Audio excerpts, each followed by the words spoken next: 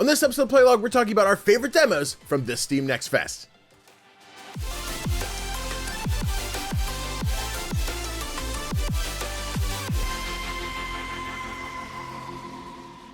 Hey everybody, CGDannyB back again with another episode of Playlog, the podcast we talk all things indie gaming, but of course, I can't talk indie games alone because that'd be super boring. So, alongside me today, I've got the most beautiful non-binary person in the world, the DM who's always rediscovering those RPGs, and the cutest patootie that I've ever seen, my girlfriend, Mallorie. Hi baby, how's it going? Hi honey, I want to make that my ringtone. That was very cute. Yeah, that whole intro? Just for when you text me. You just that whole intro? Hey everybody, CJ back again, all the way to the cutest patootie. You imagine if that went off in the middle of the office? That'd be hilarious. Your coworkers are going to hate you. Oh no, well here's the thing. I like behind the scenes for everybody else, I needed a video edited at work today. And I called Danny and I went, hey babe, I don't have my video editing software on my work computer and I do not have time to go home before the deadline. Could you possibly cut this very small thing for me? And my boss immediately laughed and went, they're outsourcing it. And I was like, look, I need the help. It's fine. And then the minute you sent it to me, I sent it over to Jen, who's the one that had to send it off. And she was like, how'd you do all that so fast? I said, well, and I explained the part I did. And then I called Danny and she went, well, thank you, Danny. And then sent it off to where it needed to go. Is the idea that whenever this company party or something shows up, like, I had to bring a Danny with me. And there's like, the guy who edits our stuff. Nice. Hello. And I'll be like, pretty much. I'm just going to bring a stack of papers as if I've brought invoices and be like, hey, this is what you guys owe me for the freelance gig, by the way. I was at a party for work last week and someone went, did you like come alone or did you come with somebody? I said, unfortunately, my partner that would have been here with me is a bit far away. But he is supporting us in spirit, which you do now with the help of video editing. So trust me, everybody in my office would deal with the fact that they would hear that as my ringtone because they know that you are here to help with technology issues. By the time they're just like, so what is it? Hey everybody, it's what alphabet soup is it? CG and what? Huh? Who? Because it's funny anytime I edit something and I do the like, hey everybody, I'm CGDannyB and I really like indie games. Premiere never once can get the same thing. It usually gets Danny, but it goes like CJ Dan space NYB. Like it never knows how to say CGDannyB. As often as I correct it, I assume Premiere would update, be like, oh, we finally know what he's saying based on this, but they never do. So every time I have to fix that one. But happens. Tis what tis. It does. Yeah. But yeah, listen, if you need to clean audio, you let me know. I'll cut it out, make it a ringtone, all 15 seconds of that intro. Thank you so much. Anytime. But for those of you watching at home and tired of seeing us sap over each other, that's fine because this is Playlog Podcast, our weekly podcast. We talk about indie game news, reviews, and whatever we choose. If you enjoy what we do here, be sure to support us by doing a few very simple things, such as liking the video if you're on YouTube or leaving that glorious 5-star review if you're on audio platforms. It's simple, but it goes a long way in helping the show. You can also be part of the show by writing in, and you cannot do that anymore because we stopped really doing that. There's a form you can write in, but none of you ever do it, so we decided to not do that anymore. So ignore anything I said there. Anyway, on to a little bit of housekeeping. Real quick reminder for TTRPG stuff, you can catch us on Thursday nights over on Crit Hit Chronicles doing our Daggerheart Sagas of Anima game. That's Thursday nights at 8:30 Eastern. We just did, I guess, half of our Masquerade game.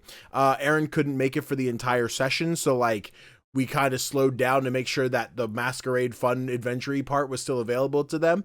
So we'll be still, I think, in the Masquerade stuff. My mask broke my nose. Not broke my nose, but really hurt my nose last time. So I probably just won't wear that again. But it's okay. It's a ceramic mask. It was heavy. And I put like an elastic band around it so it'd sit on my face. You couldn't really see it because it was a black band on a black mask. It was cool. Anyway, yeah, my guy has feelings now. Maybe. He doesn't like it very much. His first one was fear, and he was petrified. He didn't like it. But that's okay. Timestamp. I said timestamp. All right. The Stream Deck, I think, is getting old and doesn't do the stuff that I need it to anymore. It's fine. Hey! No. I guess I think you're at the point where my whole setup is just exhausted with itself. Where like switching scenes might take 3 clicks for me to do this. Maybe there might be an update for the Stream Deck that I just need to do and make everything fine. But I know they put out like 7 new versions, so I might just have to get a new Stream Deck along with a new capture card, along with who knows what else from Elgato. Yeah. I'll help you track it all down. I really like my like bits of Elgato that I have. I have a Stream Deck that my sister got me for my birthday once, and I use it for everything. Yep. Yep, I have it for my scenes. If people want to see a switch between different games, or my full cam, I'm like, oh man, they just want to see me. No, the cute one's not here anymore, and then I switch back. And boom, Aw. nailed it. Audio listeners got nothing out of that. They just heard me say stuff. They're like, "What do you mean, No, yeah. Danny?" Honestly, the stream deck means nothing to the audio listeners. You know what? Let them live their best life. I mean, that's true. The audio listeners definitely do not get the same like effect of the gnome sweeping across their screen to transition. Exactly. Yeah. Transition take this, audio listeners. You see that? No, you didn't. Ha ha ha. And then the gnome is wonderful. The like flash across the glasses and everything. Right? I worked that a long time ago. I've always wanted to do a new one and upgrade, but I'm like, God, it's clean. I still like, yeah, it's just nice. Yeah, that's one of those that you don't really have to update if you don't want to, because you're like, oh, that actually looks really nice. I want the same premise. I still want the gnome slide with the shing on the glasses, but like, I also just need to overhaul my Twitch. So I barely stream on Twitch. You know what it is? It's just life. I got games to talk about. Things are busy. You've got shorts to make and TTRPGs to be on.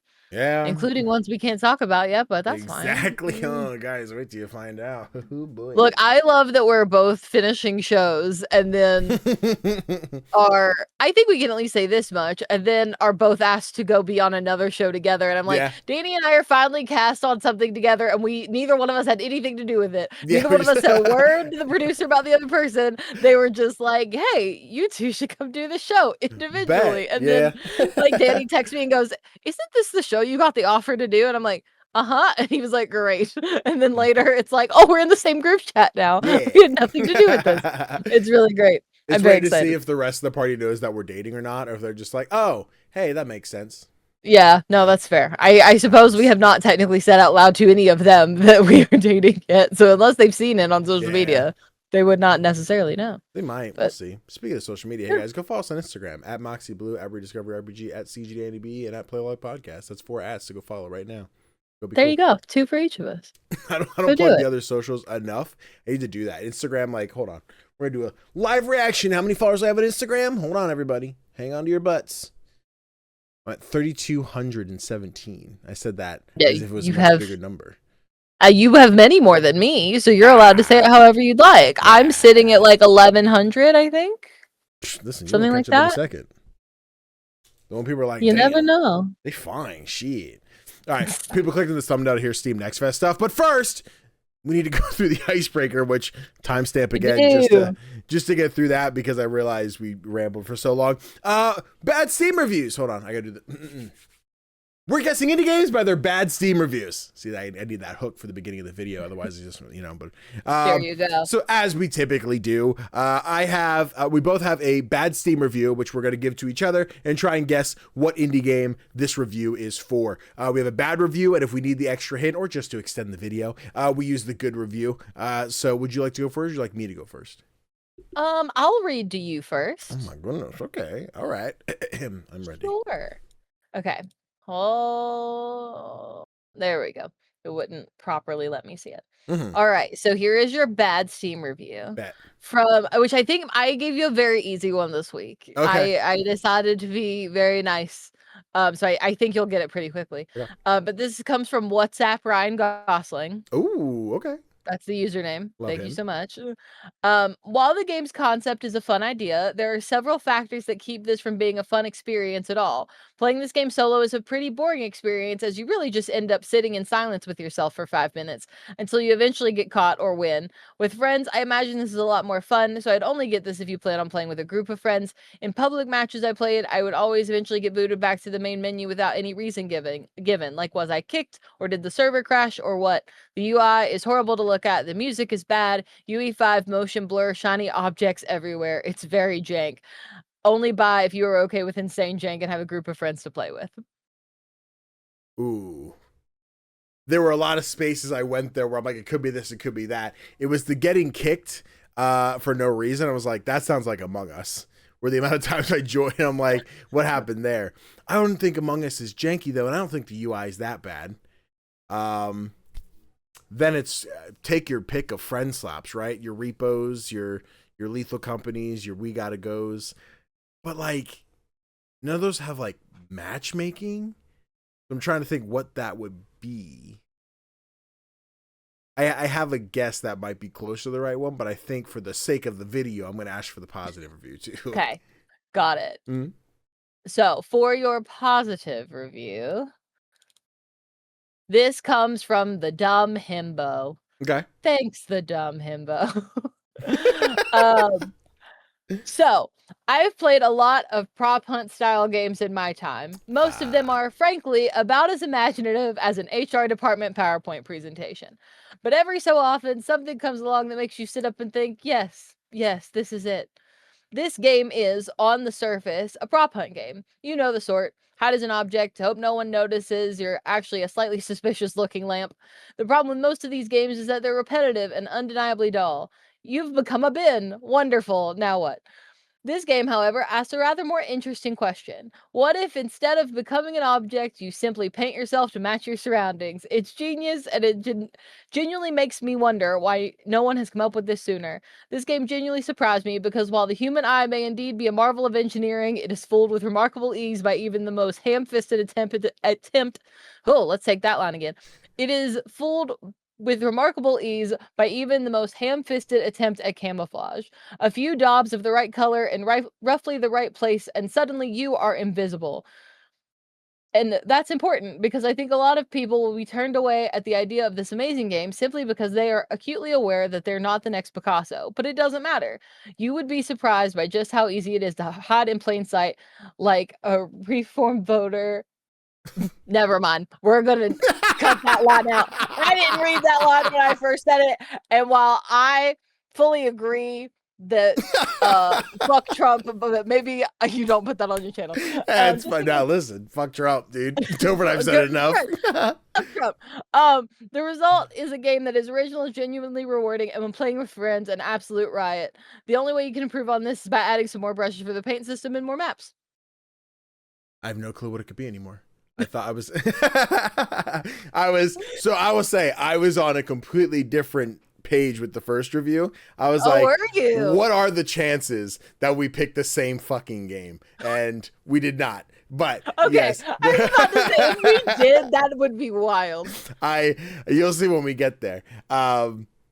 But no, obviously, I think with this painting stuff, it could be Mario Paint, which I think is a really big contender. It's Mecha Chameleon. Yes, well, and I picked this one because, one, Zach suggested actually that I picked this one because I think it's funny. A lot of times, people probably don't know that when you're doing this with other people, if you get stuck on what game to pick, I have given you suggestions before of what game to pick. So I was telling Zach, like, I'm stuck on what game to pick. And Zach went, you should do Mecha Chameleon because that's a lot of the TikToks we've all been sending back and forth to each other lately. So I went for that one, and it was very much in the friend slop genre and all of that, but it's one we've been majorly interested in trying out together lately. So soon it's gonna have to be a throw future that stream. one your way. Yeah, good pick.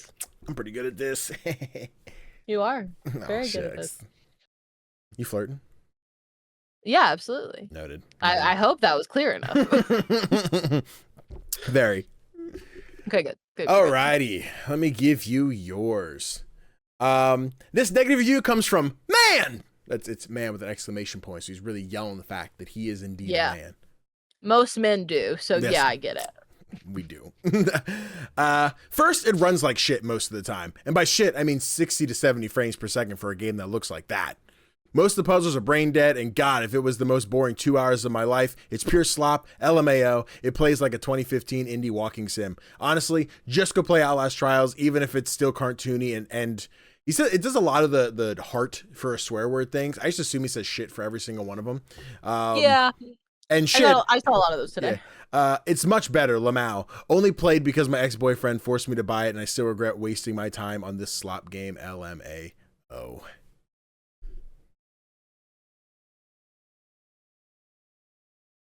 Odd.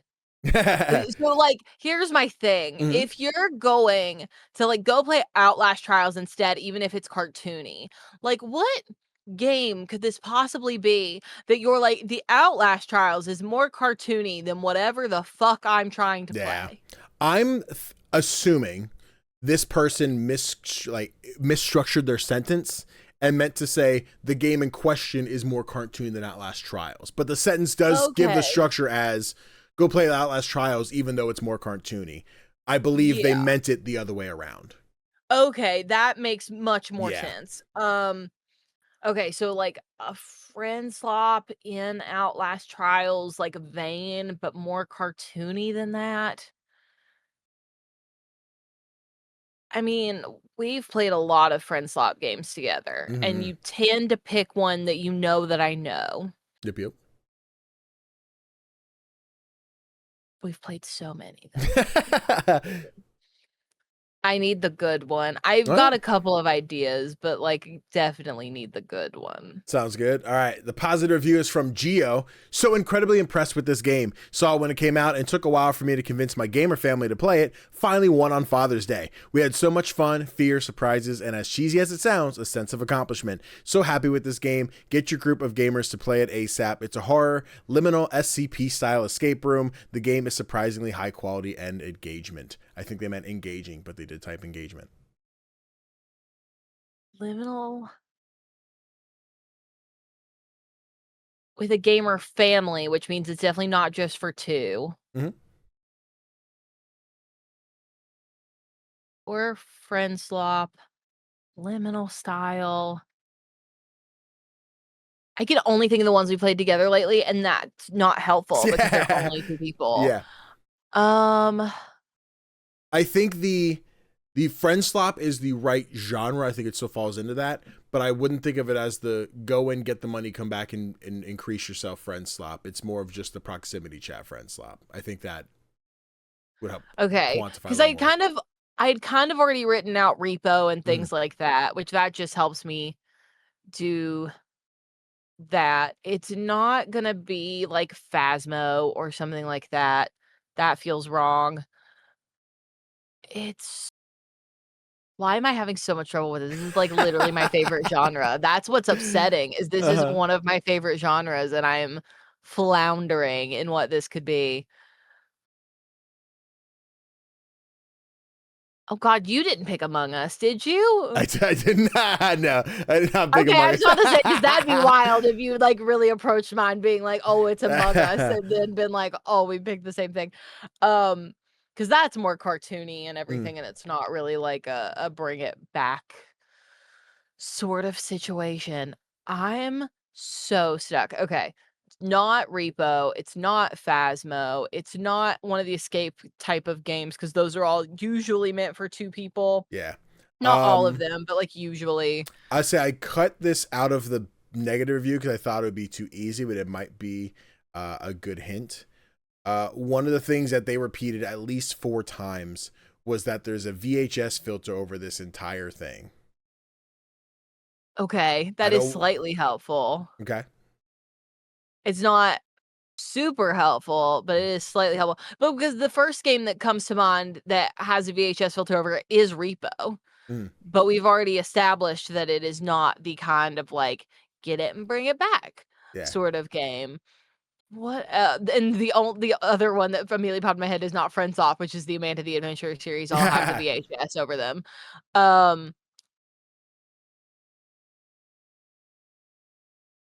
You got this. You know this. It's not. We played it. Not. We played it. You and me. It. You and me and someone else. Oh, it's Storebound. That's your final answer?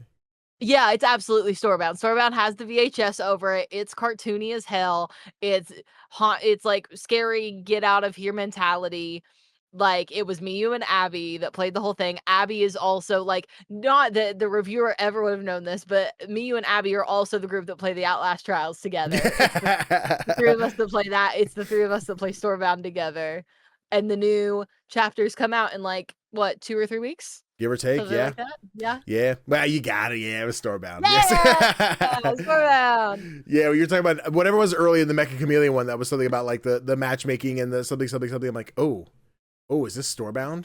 Is that what this is? I was like, oh no. Yeah, no. Yeah. But that would have been very funny. I did I considered that one for last time we did this. Yeah.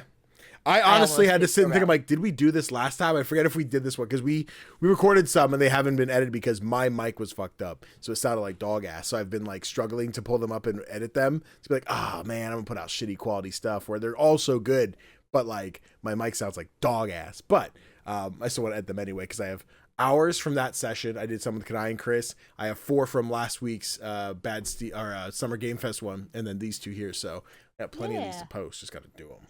So many. I don't think we ended up doing Storebound, but it'd be really, really funny if we did and neither of us remember. Yeah. Because we did record those like a while ago. Yeah, months back now. Yeah, they were months ago that we recorded those. Yeah. So if we did do Storebound, here's a place for you to clip me saying, wouldn't it have been funny if we did Storebound and then you to just flash to both of us in very different clothing? Yeah. Or if we wore the same outfit. It's very likely that I'm wearing the same outfit. I have like 3 hoodies I wear on camera, and there's a very chance that I wore this. I might be wearing this flannel, but I think I'm wearing a black shirt in this. Yeah. Not red. Hell yeah. But there we have it, guys. Did you get our bad Steam reviews? I hit the timestamp button again. It's fine. Which means we're on to the topic of the show, Steam Next Fest. Now, you guys typically know us to do 2 of these episodes where basically we talk about the first half of the week where it's Topher and I played whatever. Here are the games that came out. Here's what we still want to play, and then come back the following week and talk about more. We're going to try and condense that a little bit this time. Instead of having 2 big, long 3-hour Steam Next Fest episodes, maybe 1 3-hour Steam Next. I don't know how long this will be. We'll see. But yeah, so Mal and I have each played a bunch of demos, but I think we've condensed it down to 8 games each. And we're just going to talk about some of them are co-op, some are single player, what we liked, which games were great, instead of just including everything we played, because it's a lot. It's a lot. Let's tell you our favorite Steam Next Fest demos. So Mallorie, would you like me to start, or would you like to start? You can go first. Bet. I will go first. This first game that I got to play is one that I've actually had I've been trying to play for a while. They had sent me the play test a while back. I never got a chance to check it out. And then I getting press emails like, hey, we have a demo at Next Fest. I'm like, good, I have to play it. It is called, stick with me, Wilderings, I believe is how you say it. It's an action roguelike where you are playing as this cutesy character, young lady girl type person, and you are roaming around the world fighting this ooey goo sludge something that is taking over everything. And you're trying to defeat it all by using little Pokemon characters. It's really cute. Like I said, I really like the art style for this one. I think it's usually the first thing that gets me into an indie game like this. But yeah, you start each run by Fortnite jumping out of the ship, where are we landing, boys? And as you land, there's a bunch of different little capsules that you have to defeat a wave of enemies for. And when you do that, you get your roguelike upgrade, which do you want extra damage? Do you want more healing? Do you want more of this, that, and the other? And then sometimes those will give you additional little creatures, which you can put in your inventory. So you can see, if for video watchers, there's this little bumblebee that follows you around. I'll pull up another clip so you can see more of them. There's a turtle, I think, that gives you higher crit chance, or there's one that does lifesteal on combat. I really like this one. I feel like it's at a simple state with the demo where I don't know how much more it's going to add. I felt like every time I roamed around this map, I saw very much the same thing. And I think the parry mechanic might be the other thing I don't love. It's a little more of a don't hit when they go to bite you. Hit it so that as they dive at you, the little ring animation kind of impacts. Or you have it's pretty forgiving, but also the timing's weird compared to other roguelikes.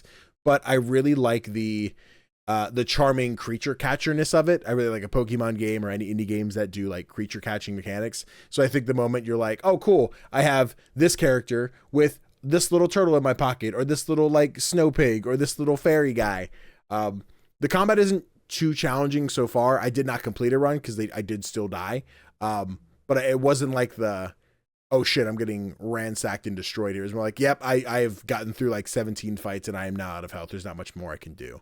But yeah, I liked Wilderings. I'm glad I finally got a chance to play this one. Like I said, I've gotten so many press emails and had it on my wish list for so long that I'm okay, I gotta check this one out for once. Very cool. I love the art style of that one. I haven't got to play it yet, but it's on my list for at some point. Yeah, I want to see if can I find another one. It's been a very big list. Because it's so pretty, right? You see someone roaming around this. This is an area that I've cleaned up.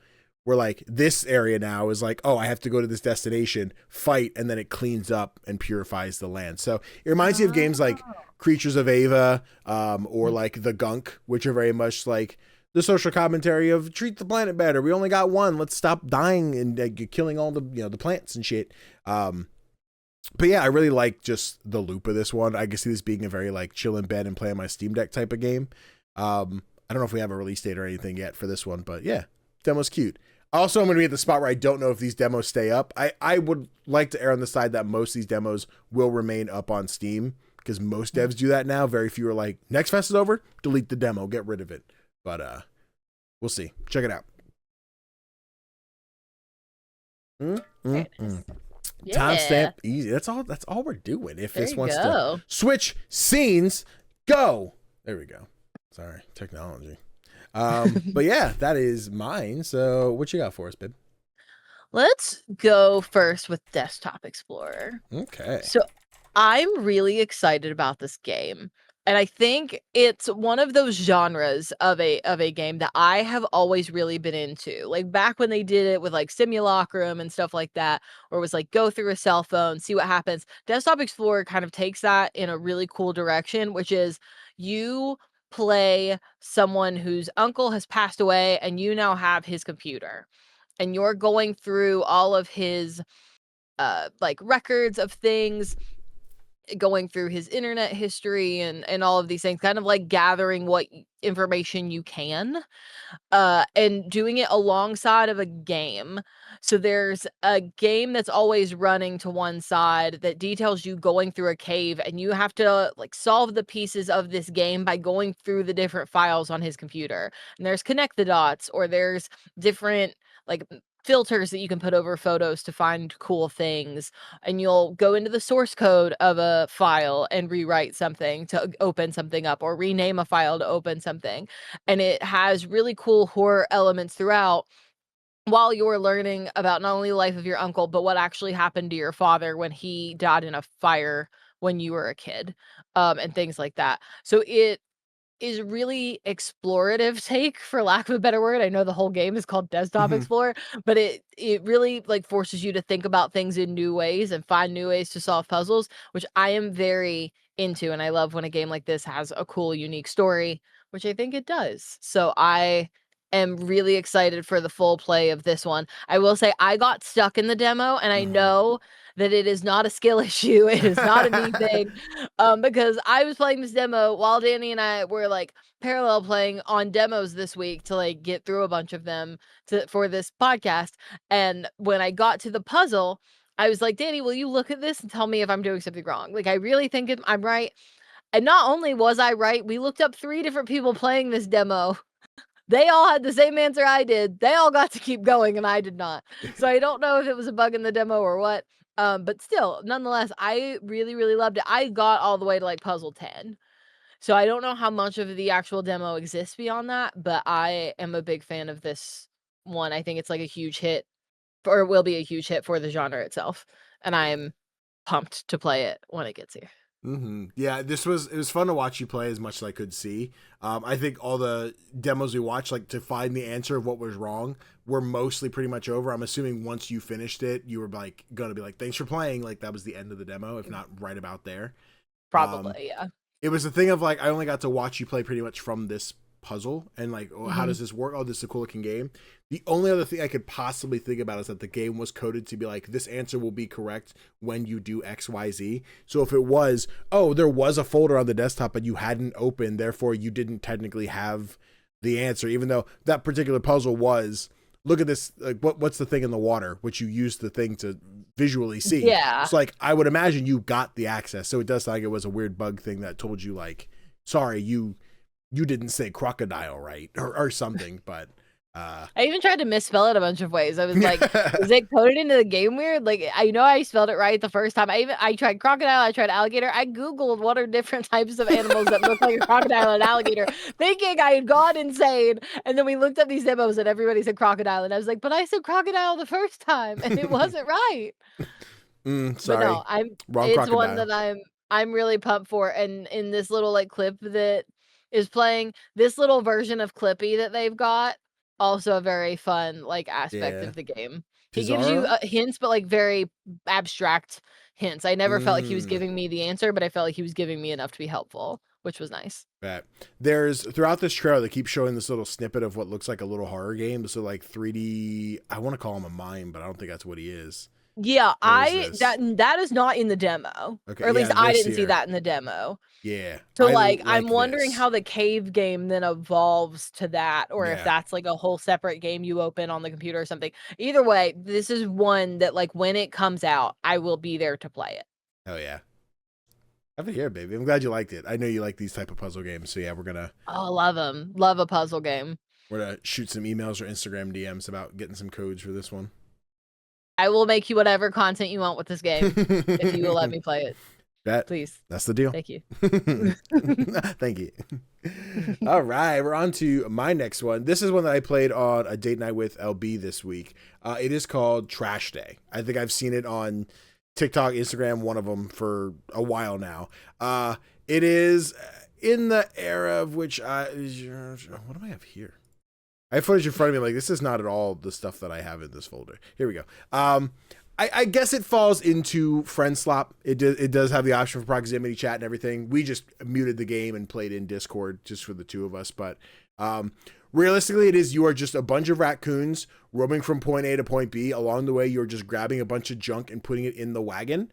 And every time you get to a checkpoint, you can turn that all in and you can buy equipment, cosmetics, etc. Off the rip, LB found the fedora, was like, I'm wearing this. I'm like, but I don't have a hat. And like, well, I guess you don't get one. So I didn't have a hat for our first track. Once we got to the first location, I was able to then buy sunglasses and some kind of hat. I forget what it even was at this point. I think this one's simple.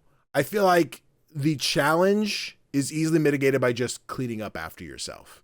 I think like in something like a repo or a lethal company, you're like, oh no, we've all died, therefore we've lost the run. Like there's nothing more to do.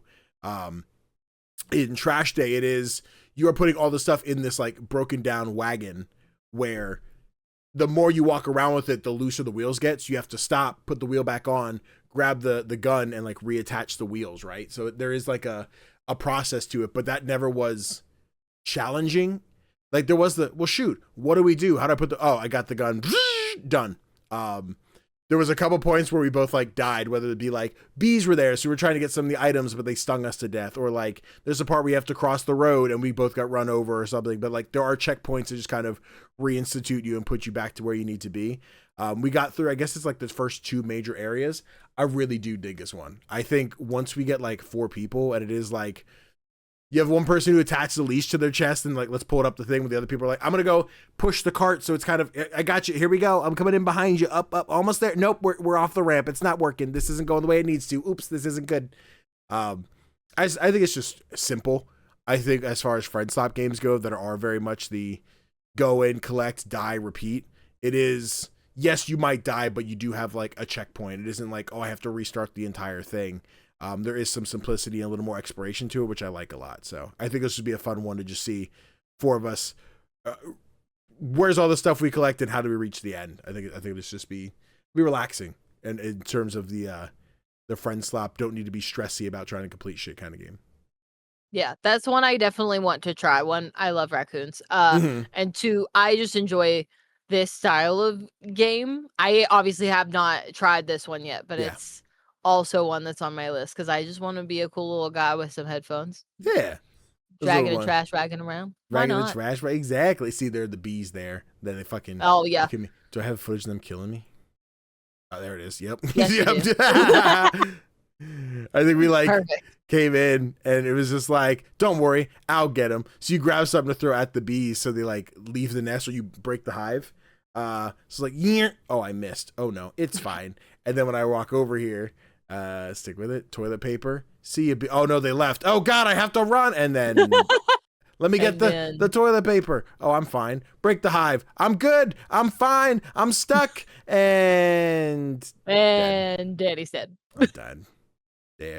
But you can revive each other. There's like adrenaline shots you can use there. There's something I think, I forget if you could just pick up the body and carry everybody away. But I imagine a world where it's just like, oh, I died. Pick me up and put me in the wagon and just take me. Because once you get to the next objective, there's a dumpster. And when you activate the dumpster, it just revives everybody.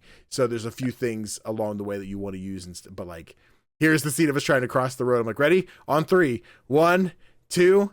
And then I believe, I was like, wait, stop. We're not going to make it. Hold on. It's fine. And there goes all our stuff. Okay. It's fine. Just collect it, and the car is coming. Yep. Wait, the car. And there's that. Okay. And the semi truck. Yeah. So, but But yeah, it's so so great. we start chucking shit across the street. Be like, all right, here comes. Just Might as well. Yep. We'll rebuild. Yeah, because like this wasn't a game over. It was like cool. We just got to get back across the street. So Yeah. yeah, Very cool. It's a good time. Yeah, I like Trash Day. I'm excited to play more if here we go. I was going to say if the system will let me change my scenes. Yeah, I think it's cute. I think we'll have a good time with that one.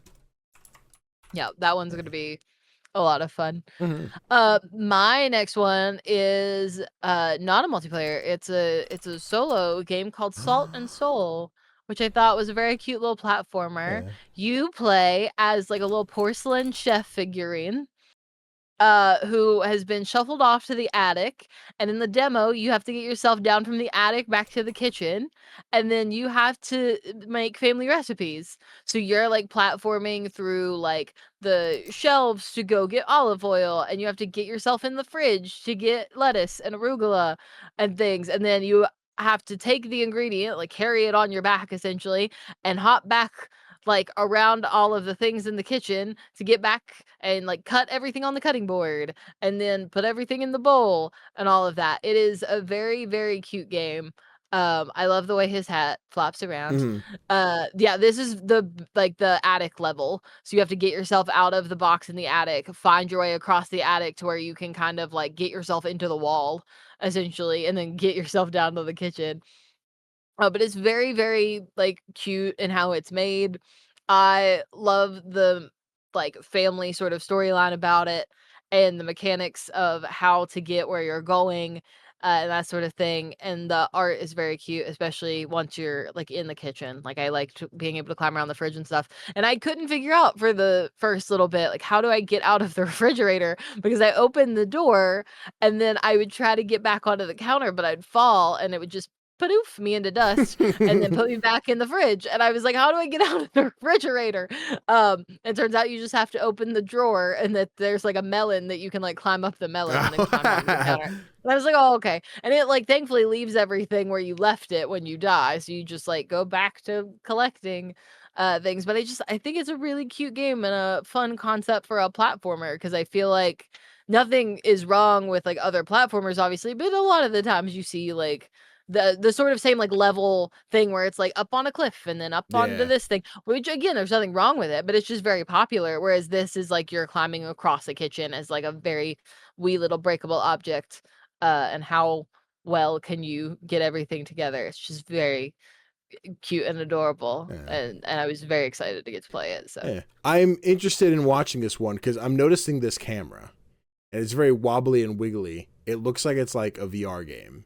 And the way like sometimes it shows them like zoom out. I don't know. I could not just find a trailer for this on YouTube. It's somebody's Let's Plays. A shout out to Techno Glitch. This was posted like 9 days ago. Very interesting. Was this the same for you? Did it have this wobbly ordeal? I feel like it wasn't as wobbly. Like, I mean, you can kind of control the camera a little bit at least. Like, so I feel like it wasn't this wobbly. Maybe they're looking around a lot. Maybe they've updated it since. Because this is one of the last ones I played. I played this last night or the night before, something like that. I will say, when you fall in the water, you definitely poof. And you can't go past the sink. So like you're restricted to like this part of the counter, and then the refrigerator and like the cabinets above it is essentially where you have to stay for the demo. So I'm interested to see what a full like house is like I want to know if you're limited to just the kitchen, or like at some point do I get to go over to where the cat tree is and stuff to get something that like rolled off the counter or something. I am excited to see the full extent sort of what's happening.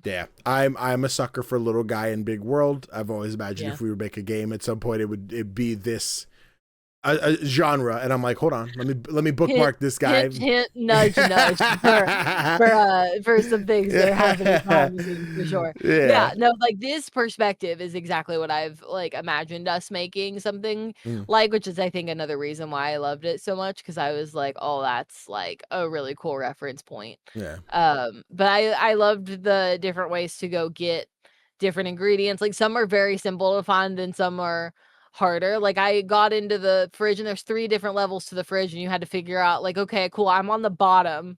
How in the world do I get myself to the top shelf of the refrigerator? Yeah. But it's very, very, very fun. Liked it a lot. Yeah, I'm excited to check this one out. When you said you dove in, I had it installed. I'm like, all right, cool. I'm gonna let you play this one so I can play something different. That we had more diversity in what we were playing. But yeah, this is definitely one that's on my wish list that I'm excited to see more of. Yeah. Hell yeah. Fucking little chef man. And I'm gonna click that button again so I can switch back to the scene that I need. There we go. Perfect. Thanks, OBS. Thanks. Thanks for being cooperative today, OBS. We appreciate it. Yo, chat, listen. Anyone got an extra PC out there to, really bump up the production quality? I could use a new computer, but Look, you want 2 people to do content for the price of 1 computer. I'll do whatever content you want on top of whatever Danny will make about this new computer. You heard we'll make deals left and right. Look, we're talking about moving in together, and we were like, we could get home improvement deals. It's true. Right? Be it's like, true. Hey, we're sponsored by this paint company. This is the paint going up in our house. They painted our walls. Also, thanks for the computer. Yeah. Look, I'm just saying we can span the whole. We can do custom setups in both of our offices and make a bunch of content about all of them. Hey, Wormwood, I really love your new modular desk situation that's on Kickstarter. Yeah, if you want content, those are cool. I will those are cool. fully do that desk. I love that thing. So we get to the point where we're like, hey, every company that's got cool shit, they want us to be like, check it out, Content Creator House. We're like, look at all the cool shit we have. Yeah. But I digress. I think I timestamped. If not, I timestamped again. You're welcome, future Danny. But yeah, so there are quite a few games I think we're talking about today that you and I played co-op together, so we'll both have thoughts on. Yes. The first one that we both played, and it's the first game we played on our Saturday Steam Next Fest co-op stream, was We Were Here Tomorrow. This is a series so far. They're 2-player co-op games, puzzle solving, first-person adventure. One person has one tool, one person has another. You and I have played We Were Here, the first one, the tech demo, much shorter than I thought it was first game. And I've yet to play the rest yet. But we played the demo for We Were Here Tomorrow, which is the newest one, I think game number 6, if I recall. And I fucking... 5 in the okay. The continuous storyline, the 5th one. But they do have a side game called The Friendship, which is the same characters, but it doesn't operate the same way necessarily. Okay. So in the series, I have played We Were Here with you. I've also played We Were Here with my roommate, years apart in the different roles. Yeah. And then I have played We Were Here 2. We Were Here together, and then I have not yet played We Were Here Forever, which is the 4th game. Yeah. So then We Were Here Tomorrow is the 5th one, and then Kylie, my roommate, and I have also played The Friendship together. Okay. So I am very familiar with this series of games. So when they announced We Were Here Tomorrow, I lost my mind. And I was so excited because I love these games so much. So yeah, I had an absolute blast getting to play the demo with you the other day. Yeah. It was quite wonderful. This one was really visually fun to look at. It's weird because I don't know if charming is the word I want to go for, but I think everything is soft and colorful, even in this game that is all about look at this cold factory that you have to solve puzzles in. Everything still shines and is so fun to look at. And the puzzles, at least where we're at so far, haven't been overcomplicated. It was well, what do I do with this box? What do you do with the sticky handgun? There's the great clip that went out this weekend that was oh, look, I have the cube. You're I have a gun. And I lose my mind at the polar opposites of I have little box, I have weapon of mass murder, in this conversation. But yeah, I think jumping from the first game to the yet to be released one, I have that window of what do the games in between look like. When I go to play We Were Here 2, how much does this regress from what I'm playing now? Or at what point do I go oh, okay, number 4 is as close to what we currently are looking forward to? How much better do they get? How much worse do they get? But I think this one, I say technically not referring to the gameplay mechanics of it, but the aesthetic, the universe takes a different approach. I think is more my speed in doing check out the futuristic technology that we're going to be playing with. And I think this one's going to be super fun once we get our hands on the full thing. Yeah, this is probably my favorite one of the games at this point. And at least out of the ones I've played, I really love the aesthetic of the whole thing. I'm a space girly through and through. So like the whole like futuristic tech factory thing, I was like immediately on board. First of all, we don't have a clip of it here, but like the opening sequence is like so beautiful. And also there are a lot of penguins around, and I really love penguins. So like that's just a bonus for me and me alone, frankly. But I loved the puzzle style in this one, and I think the tools that you get are very cool and very different than anything that I've seen them do in a game Yeah. before. I think the cube has so many uses. Right. When you're like, what do I do with a cube? And you're like, no, I can put it here. It can weigh down buttons. It can be armor for you. Like I can literally put it on you. And I was like, oh, very interesting. Whereas like my gun can move things around and hit buttons for me and things like that. And like pull levers and things. So I thought it was all very well done creatively. And I love the puzzles where we are on different Yeah. planes, like the ones you're seeing right now, where I'm up on the red section and you're down on the blue section. And it was like, oh, how do we do this? Like I was literally trying to see things from your perspective, and I was like, I can't.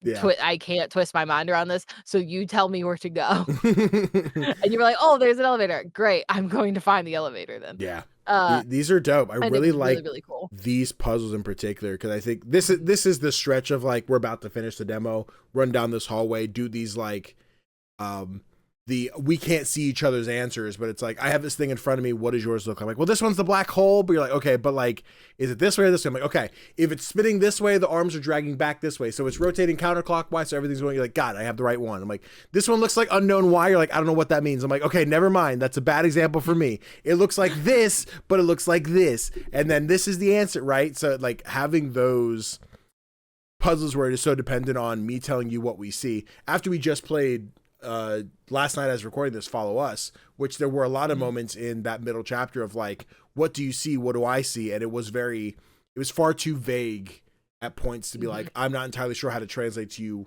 what you see or what you don't see or what I don't see, et cetera, et cetera. It was kind of just guess and check and maybe we'll get it, whereas this is the information you need is in front of you.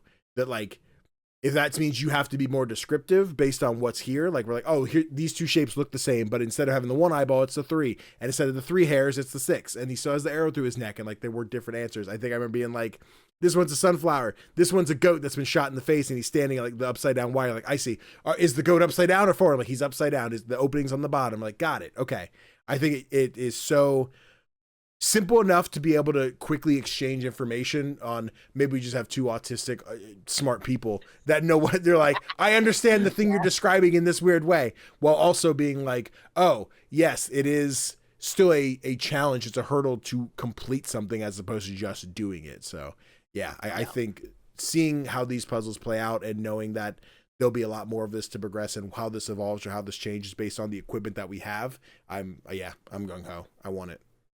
This is one of my favorite demos that we played all of Geeks Fest. Absolutely. Like very, very easily. I was so excited about this. And like this is the type of genre that we play a lot during date night. Or for streams or things. We've gotten very good at like how to describe things to each other in a way that makes sense. But this, like you said, was like it was such a cool example of it, because while you can't see my screen in the clip, but I had several figures that all kind of looked like they had the arrow in the neck, and all their faces were just slightly different. And it was like, okay, I need the difference between this, and this, or the like one that looked like a black hole, this, or this, or the goat head, this, or this. And I think this is a game that gives enough challenge that it is always interesting, and it is not immediately like, oh, this is my answer and I can just ignore the rest now. Like you really have to work at it enough in a fun way, but not a frustrating way. And I think some games like this tend to lose that balance, but this series has done that very well.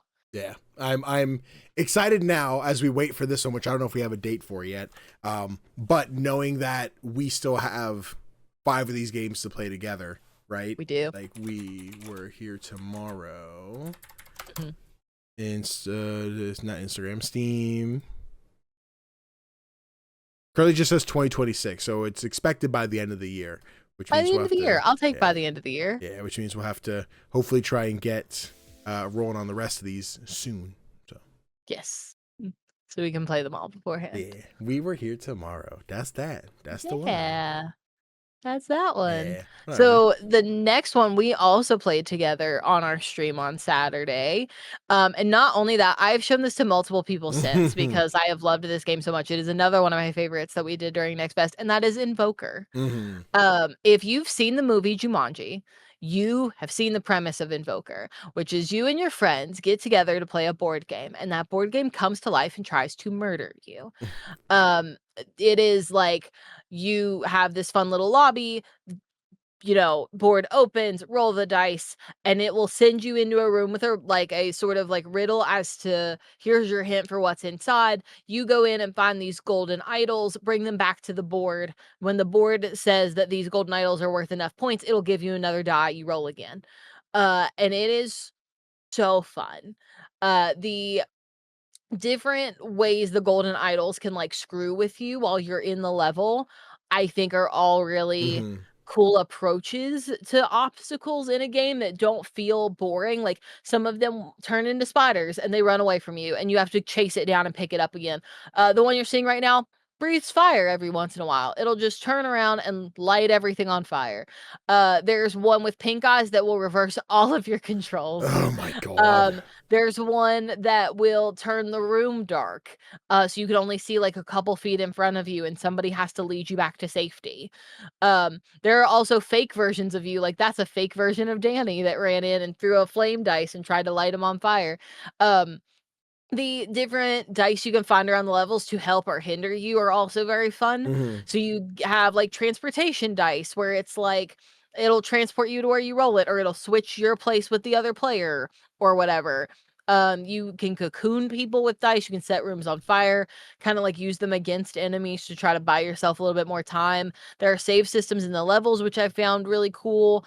And like overall, it's just fun. Like even when we lost over and over and over again, we still found a ton of replayability in it, and neither of us were frustrated in any way. We just thought it was genuinely a lot of fun. And they're not all the rooms are the same. So like there's those sort of rooms. There are jungle filled rooms. There are rooms where you're on like a giant chessboard and you have to get across safely, or levels that'll like pop you out of the mansion type of place that you're in completely and put you into some random room, things like that. So like I really, really enjoyed it. And there's even an ultimate mode and a hard mode to the demo. So if you can beat the regular demo, it will like gift you more stuff to go play, which I think is really great replayability wise too. So I again, this is one of those that I'm gonna be like, great, it's Invokyr night. Yep. Get your game downloaded. We're going on a scary ride to see who can survive in the board game the longest. Because it's just genuinely one of those games that brings you back to why I love Friend Slop in the first place. Yeah. And like, I think what I like about this is Friend Slap has such a stigma now where it is the proximity chat, the not shitty but very simple visual style, but then also like, oh, you get the money, you bring it back, you go again. Did you die? Start fresh. Where I think this takes that formula of the proximity chat and the challenging gameplay but makes it unique, right? You are still going to collect the money, but like you're getting these trophies, and then as you bring them back, you roll that die, and yes, that's the number of places you move on the board, but also it is summoning a new obstacle, right? There is the floor is lava room, right? Where it is, you have to get out of here by collectively going and building a staircase of blocks to get out of there before the lava reaches you.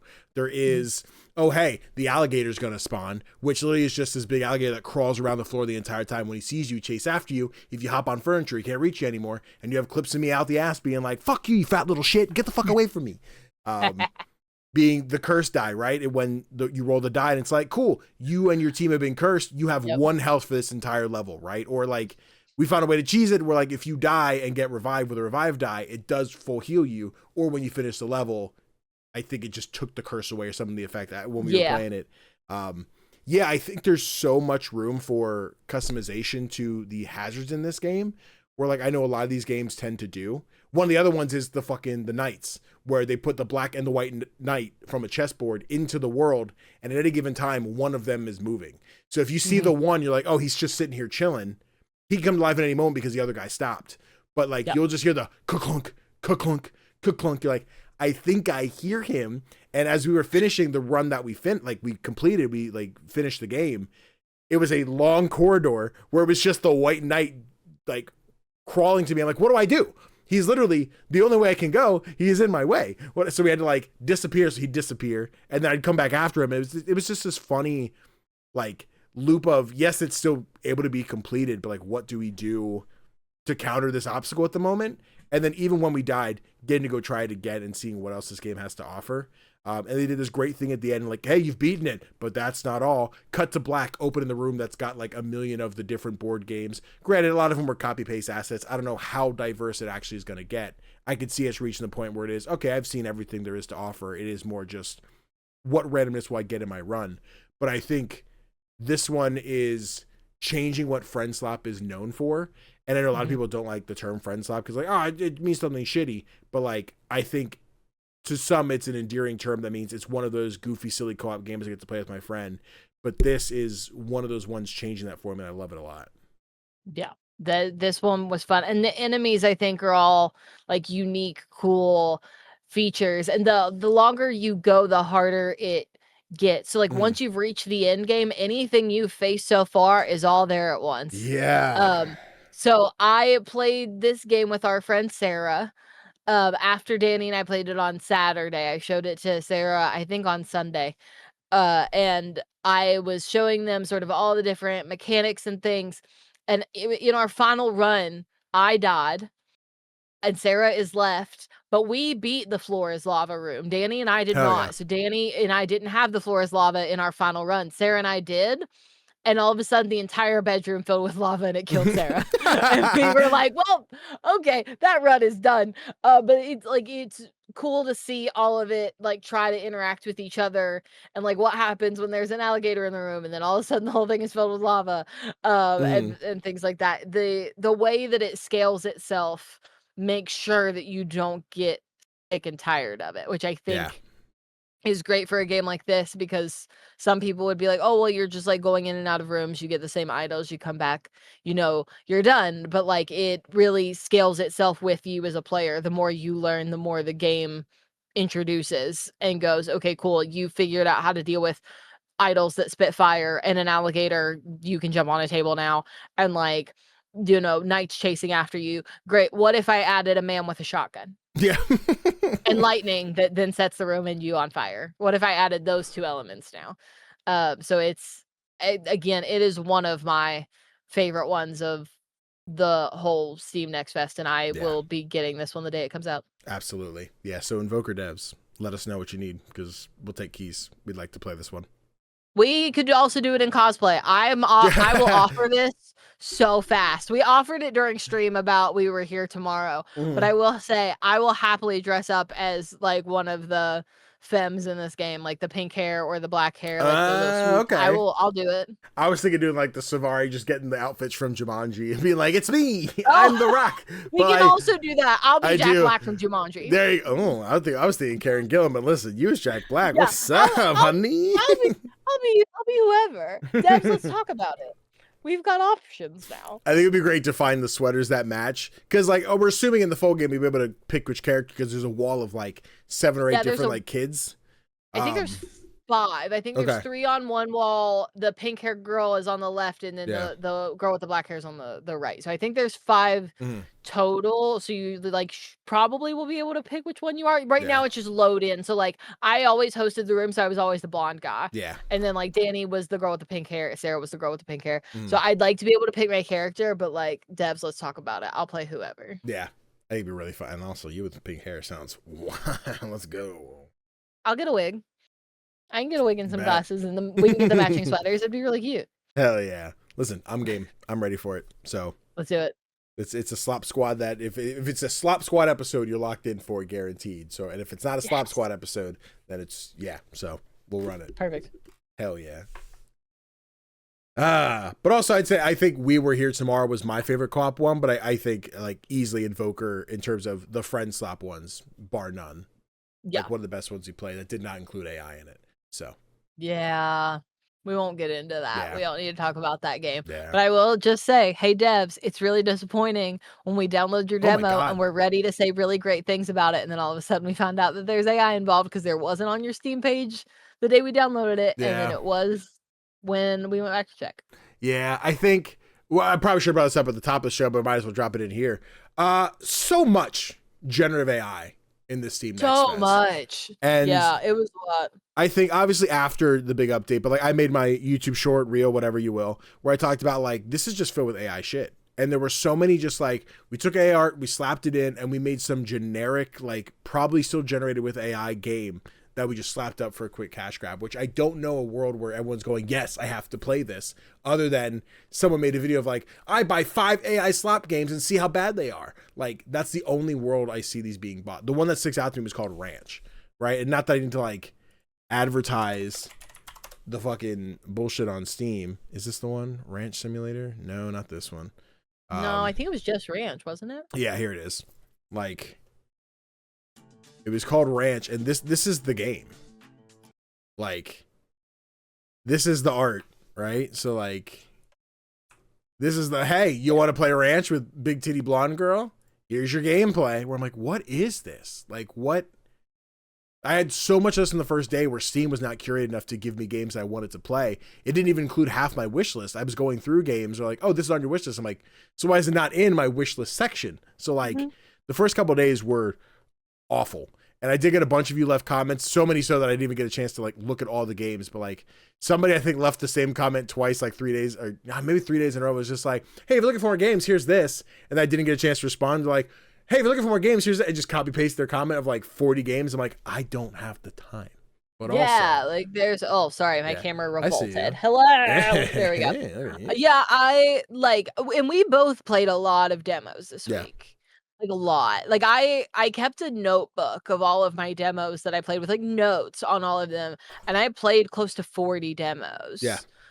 And like, obviously we're only talking about our favorites today, but like there were a couple that on first glance I really liked. And then I went back and realized that they had AI stuff in them. And I was like, well, crossed it off the list, not doing it. Cause I had like 50 or 60 listed out that I was going to try to play. And I hit a bunch of them, but like to go back and then be like, oh, that was AI. That is gross. Cause I don't want to like play or promote your game if it has AI in it. And if I play or promote a game and then later realize, oh, that had AI in it, I will fully take back my comments and be like, sorry, I said it was good. Obviously can't, like just didn't spot this thing. Sorry. But yeah, some of them are blatant like that with Branch. And then some of them are a little more like subtle. Yeah. But like just the leap from like this is what the game looks like and how it's played, like for Ranch where it looks nothing like you don't even see a girl anywhere at all, no matter what she looks like. And it's just like we just put a pretty girl on the front of it because we thought people would want to click it more. And I'm like, no, if it's not in your game, it doesn't belong in the art anywhere at all. There was a moment this weekend, right, with the game we were referring to, like that was super, super fun, but we saw Gen AI. One of the big things they used for Gen AI was they're like, we used it for code in their thing. Granted, AI is a slippery slope. The moment someone's like, we used it for code, how do I know you didn't use it for anything else, right? And there was this moment, not even like a moment, it's still like just the contemplation of like, Gen AI sucks. Like, especially for art things and stealing assets like that. I hate that. Despise it. The amount of emails I've gotten about, look at this native AI thing where their whole thing is we created art, we put it into this Gen AI software that produced it for us. We're not taking anybody's art that's ourselves, which like at the end of the day, it's like one of the problems you have is art is stolen, which sounds like maybe that is the right move. But then we're talking about the environmental hazards of AI and what that does in data centers, et cetera, where I'm like, that's not chill. That's not cool. That's a big problem. The game that we left out was like really dug this game. And their thing was we used it for code. And yes. Technically, I don't even think they said they used it for code, did they? They just said like it was a very weirdly generalized statement. It didn't say anything specific enough, I think, for me to be AI assisted tools in parts of development to make the best game we possibly can. And I'm like, I don't love that. But like, and yes, technically, like I've worked in a video game studio. And when we talked about development, it was normally coding. But there were also people that used the term development in like the entire process of making the game, which is why I'm like, my brain says that's coding. Yeah. But I also know that that is not the way everyone uses that term in like the broad general sense of making games. So I don't know. Also ignore whatever bug has decided it really likes my light right now. I thought you had some weird confetti thing going on. I'm like, whoa, what do you got No, going on? that's just a bug that really likes my light. Yeah. And keeps Fair going enough. up towards it, passing my camera. So I don't know. And like I'm of the same mind of like, how do I know what you use that for? Because I don't want anyone's art taken. Like I'm also an artist first, like that's how I started in video games, was doing art for them. Like I don't want anybody's work taken. It puts a bad taste in my mouth when people are like, yep, we had to use AI to make a better game. Like if you are, no matter what level you're at, but especially if you are someone who is like a veteran in the game industry and you went, yep, I have to use AI to make a better game, and I'm not going to bring anybody else in that could do it by hand or something, I feel icky. Yeah. I understand that maybe not everybody feels icky, and I suppose that's your own thing to like look at and deal with or whatever, but I feel gross about it. Yeah. My buddy Rogan made a great video this week talking about the Steam Next Fest and Gen AI that was in it. And he says something to the effect of like, if you use AI, that's your prerogative. Like, I'm still not going to play your game, but be honest about it. For those of you who do it and just hide it, fuck off. Like, because then we're going to find out you used it and I'm still not going to play it, right? And I see the like, well, if we don't tell people and they're like, oh, it's a really cool game and we play it, like, you have that moment of like, oh, we did it for clarity, right? And like the big example I always think of is Claire Obscure, where like they had their big thing last year and a bunch of my buddies over at 6-Win Indie, like they got a lot of flack, like on impulse, what do we do with this decision? They're running an award show. They have to change, like they very blatantly up front say, we have like, you're not allowed to use generative AI for this. So the moment it came out that we use generative AI in Claire Obscure, they're like, sorry, we can't do that. After they made that decision and kicked him out, like the big move became, hey, yes, we use generative AI. This was during the phase where we're all using it for our TikTok filters. And what does this program do? And then we found out like, here's what AI is as a society. We're like, yeah, this isn't something we want. And they swapped everything out, missing that newspaper thing. And I'm like, okay, I can appreciate and respect that. There was a big thing where I was like, I don't even know if I count this as my game of the year anymore. It was like, it was still my game of the year. I appreciate and stand by like, yes, we made the adjustment. We did miss some stuff. And I'm like, that does suck. But I appreciate that aspect. That's how they took it. Where at the same time, like games now are like, hey, we started development last week and we're full in on this. Or like one of the big examples recently was the new Tomb Raider. The Amazon Games developed one. There was an interview. I put it on my Instagram story. I'm like, cool. I was more of an Uncharted guy anyway. But like, homie literally is like, yeah, we're using generative AI to make assets and do this, that, and the other, to create code and do everything else. And I wish I could remember who was doing the interview. The interviewer asked like, hey, what does this mean when it comes to importing the assets? And they're like, oh, well, this means that. And then the PR agent's like, hey, we're going to cut it there. Like, we're not going to say anything. We'll show you more when there's more to show. And like, based on the conversation from the developer, it's like, oh yeah, gray boxing of like, I make a box, I put it in the world. Is it going to fit? Perfect. Let's make the real asset. You don't need AI to do that. You could just make a box. You can make whatever. Like, it was so much that could be done simply, and they weren't like, let's make the effort of using this platform that's ruining the planet, that's stealing art, that's doing whatever. Like, it's so useless. And when people are like, we used it to do this, and then we're going to replace it with real stuff, just start with a simple basic ass thing and then make the thing when you need it. Like, using AI to make assets you're never going to use again. Why even bother then? Yeah, you don't need it. Like, there's literally, you can just put a placeholder piece of geometry in it that's just a box or a circle or whatever and be like, great, this is where this thing will go when we've made it. Or like, you can make the roughest version ever and just put in like if you need a placeholder of a newspaper, great, white square, put some like black squiggly writing on it in a program and go, great, that's a placeholder for a newspaper for a couple weeks while we like figure this out. And like, I've heard the argument from like other people of like, well, there aren't people that can do that job. Yes, there are.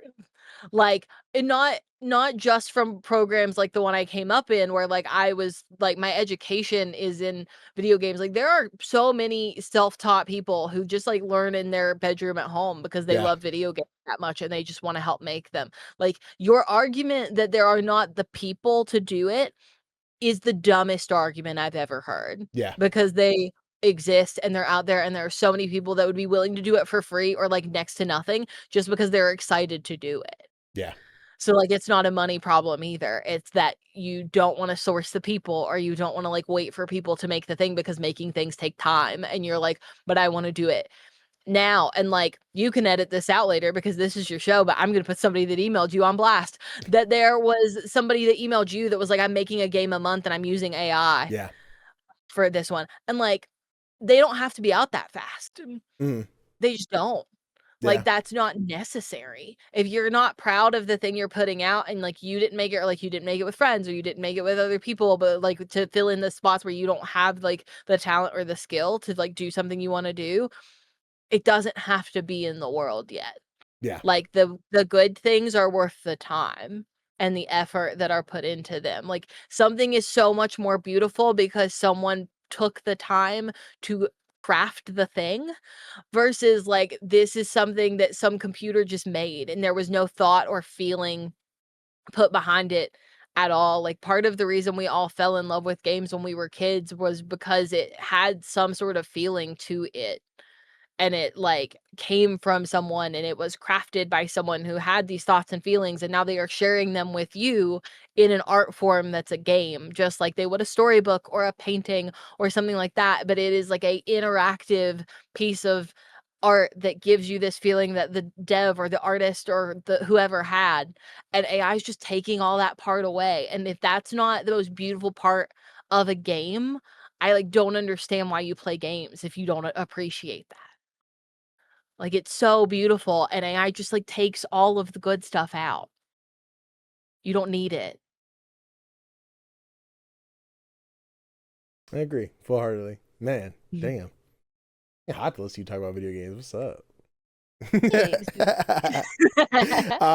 I will say this because I want to circle back because you mentioned the person the email me, right? The 24 games Yeah. in 24 months. I know I've gotten press emails from them before. The first one I guess I saw them on social media, and the first one they reached out to me specifically was like, "Hey, do you want to check out this game?" I said, "This looks like it's using AI." It's like, "Yeah, for this game, I did it to expedite it because the other ones, I come with deadlines." I'm like, "Okay, I can appreciate I'm a content creator. I get you want the stinger of like, what's the thing that attracts people to your platform, whatever." You're like 24 games in 24 months. I get that. Yeah. In the world, do you need it that fast? No, but I understand what his gimmick is and what he's going for. So I can respect making these smaller titles per month, right? At the same time, the moment you're like, "Oh yes, I used AI for it." Anytime someone reached out to me, they're like, "I'm making a game, I'm using AI."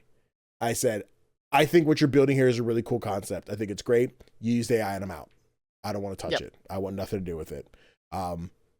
And I've said before on my platform, like, I guarantee I've covered a game that's used AI and I don't know it, or it got announced after the fact and I covered that months ago and didn't even give it a second thought or even heard the news. Like, I don't know. But I told this guy, I'm like, "Hey, sorry, I'm not going to touch this game with a 10-foot pole. You let me know we work on the next one. If you don't touch AI, I'd love to look at it." Right. And from what I know of that, they were like, "Hey, I appreciate that aspect. I didn't like using AI. I feel like it took away my creative freedom. It just felt like it expedited it. And yes, that does make the thing come out faster, but it's not what I wanted to make." And I know that I unfortunately didn't get a chance to watch the video. I know it's out there, but there is one. I don't know if it references me in specific or anything, but he made a video saying like, "Here's what I did with my game. I used AI. I don't like it. So the next games won't do that." I know that's the premise of the video. I don't know the content or how much meat's in there, but like that is a thing that occurred mainly because I said, "Hey, I'm not going to touch your AI game." And it's great that people like can see it that way. I'm like, "You're right. I shouldn't use this."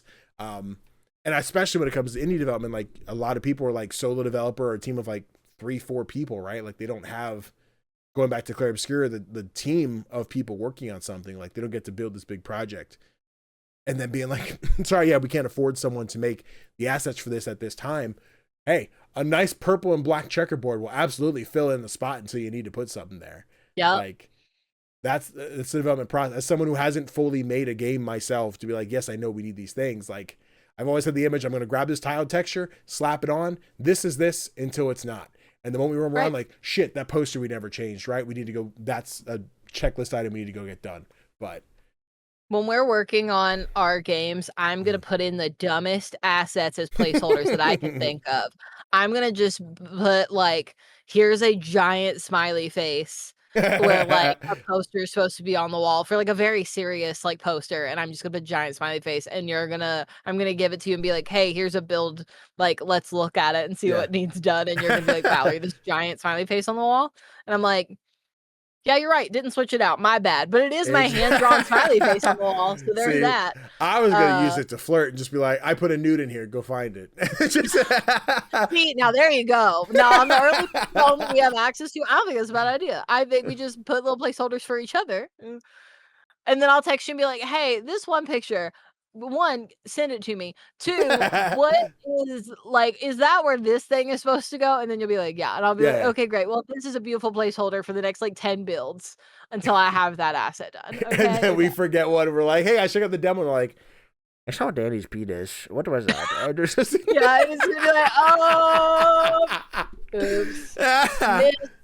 Mislabeled, miscategorized. Sorry, everybody. Oh, this is why our friends are getting the builds first before we put them out. Yes. I want to make sure my friends see my penis before gamers. Well, look, to be fair, at least like if we put it in the polycule, somebody would be like, hey. What's up? Yeah, what happened here? And then we'll be like, thanks for finding that. That was for you. Yeah, thanks. What a great time. But yeah, guys.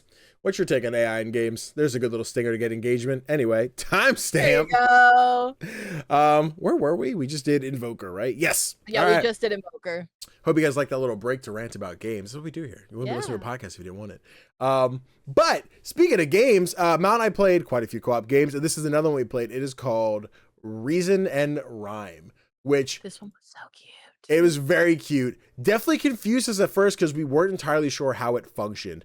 But it is man, can you call it a rhythm game?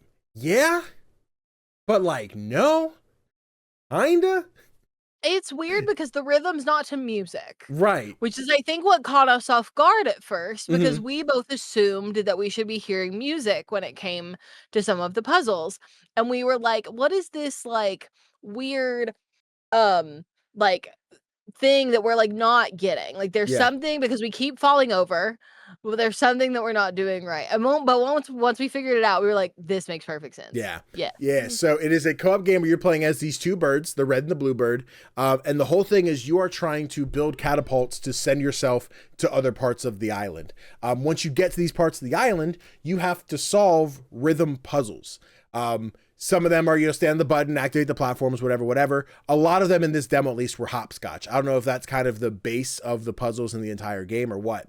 But whenever you go to do this hopscotch level, it is each step is you pressing the jump button. But sometimes there are parts of these levels that require movement within a pace of something based around you, right? So one of them is, oh, check it out. There's these little bird baths that have little birds in them. Oh, those are the red ones. You have to hop 4 times. Stop. Danny, you got the blue ones. You have to hop twice. Go. Here's 5 red ones, right? Here's 3 purple ones. We at the same time. 1, 2, 3. 1, 2, 3. Stop. I got the blue ones. So it is pattern recognition and being like back to the puzzles where we talked about, right? Like I get a hint that you don't get to see, so I have to relay that to you. There is like, I'm on this side of the wall, I see the blue ones, right? There was a hopscotch that I did where you had to go to the back side of like a maze and be like, hey, it's 3 red ones and then 2 red ones. And we solved this puzzle by doing that. So yes, it is. Either there is intended music and we didn't hear it or something with the setting or whatnot. But yeah, it is. You are doing rhythm mini games, not based on rhythm, based on timing, I guess, based on assets around you. Like how many of these things the one we figured out how to do these puzzles, right? Is every time we'd jump a certain amount and fall over, like this isn't working. Why is this not working? Once we would do 3, this little plant behind us would sparkle. I'm like, oh wait, I think I figured it out. So it's do 3, pause. Do 2, pause. Do 4, pause. And then we got through it. I'm like, got it. Something around each puzzle is telling us the number of times we need to do a thing. And then we're like, got it. We figured this puzzle out. Let's play this game. it also has this untitled goose gameness to it of like, grab the thing and drag it over here, right? You get the gear, which you have to put onto your catapult so you can activate it. One of you pulls the lever, hop on the catapult, launch you back to the starting island. Once you turn in that gear, hey, congratulations, you're partway done, but that's as far as the demo goes. I think this one is like super unique in the way it chooses to solve puzzles. It is, again, hard to pick up at first, I think, without those instructions slapped in front of you. I think once we were in of like, here's what we have to do, like, oh, cool. This is like what I mentioned earlier of like, I'm getting an answer to a puzzle that I'm on this side of the map. You can't see these red birds, but now you just got the answer of how many blue I have to take or how many purple we have to take. So then we'll do that moving forward. I think it is a simple game. I like the visual style because it's very like retro. I hate to go Game Boy, but it reminds you of the Game Boy. Maybe N64 seems off base too, but it is that polygonal, simple, meshy, like low bit color thing that I really like. So yeah, Reason and Rhyme is a cool co-op game that I think people are going to enjoy. Yeah, it was very, very cute. I enjoyed the puzzles once we like had figured them out. And I really love the two characters that you play as. Like I was the little fat red bird that was like waddled around a lot, and you were the angry blue bird. I say the angry because those eyebrows were very angry the whole time. He's pissed. And yeah, just to like go back and forth with each other, get all the water to where it needed to go. It was a fun little time, and I'm excited to try that one out when it is fully out, because I'd like to see what directions the puzzles can go in. For sure. There. Hell yeah. Yeah, that was a good one. Reason and Rhyme. Play with your partner, your girlfriend, your boyfriend, your whoever. Yeah. Timestamp. On you, babe. My next one is Moonlight Peaks. Out of the trailer. Hey, what's up? I figured you were. I was making sure. I got a little scared for a second that I wrote down the name wrong. So I was gonna be like, I was kind of being like, Danny, can you find the trailer? Because if not, then I am misremembering the name of the game. Nope, you are correct. So if you like Stardew Valley or games that fall within that genre of thing, so like the Coral Island of it all and things like that, might I recommend Moonlight Peaks. So it is like all of these games, except you're awake at night because you're a little tiny vampire who has run away from home to make a new start. And it is very cute. Love the art style of it.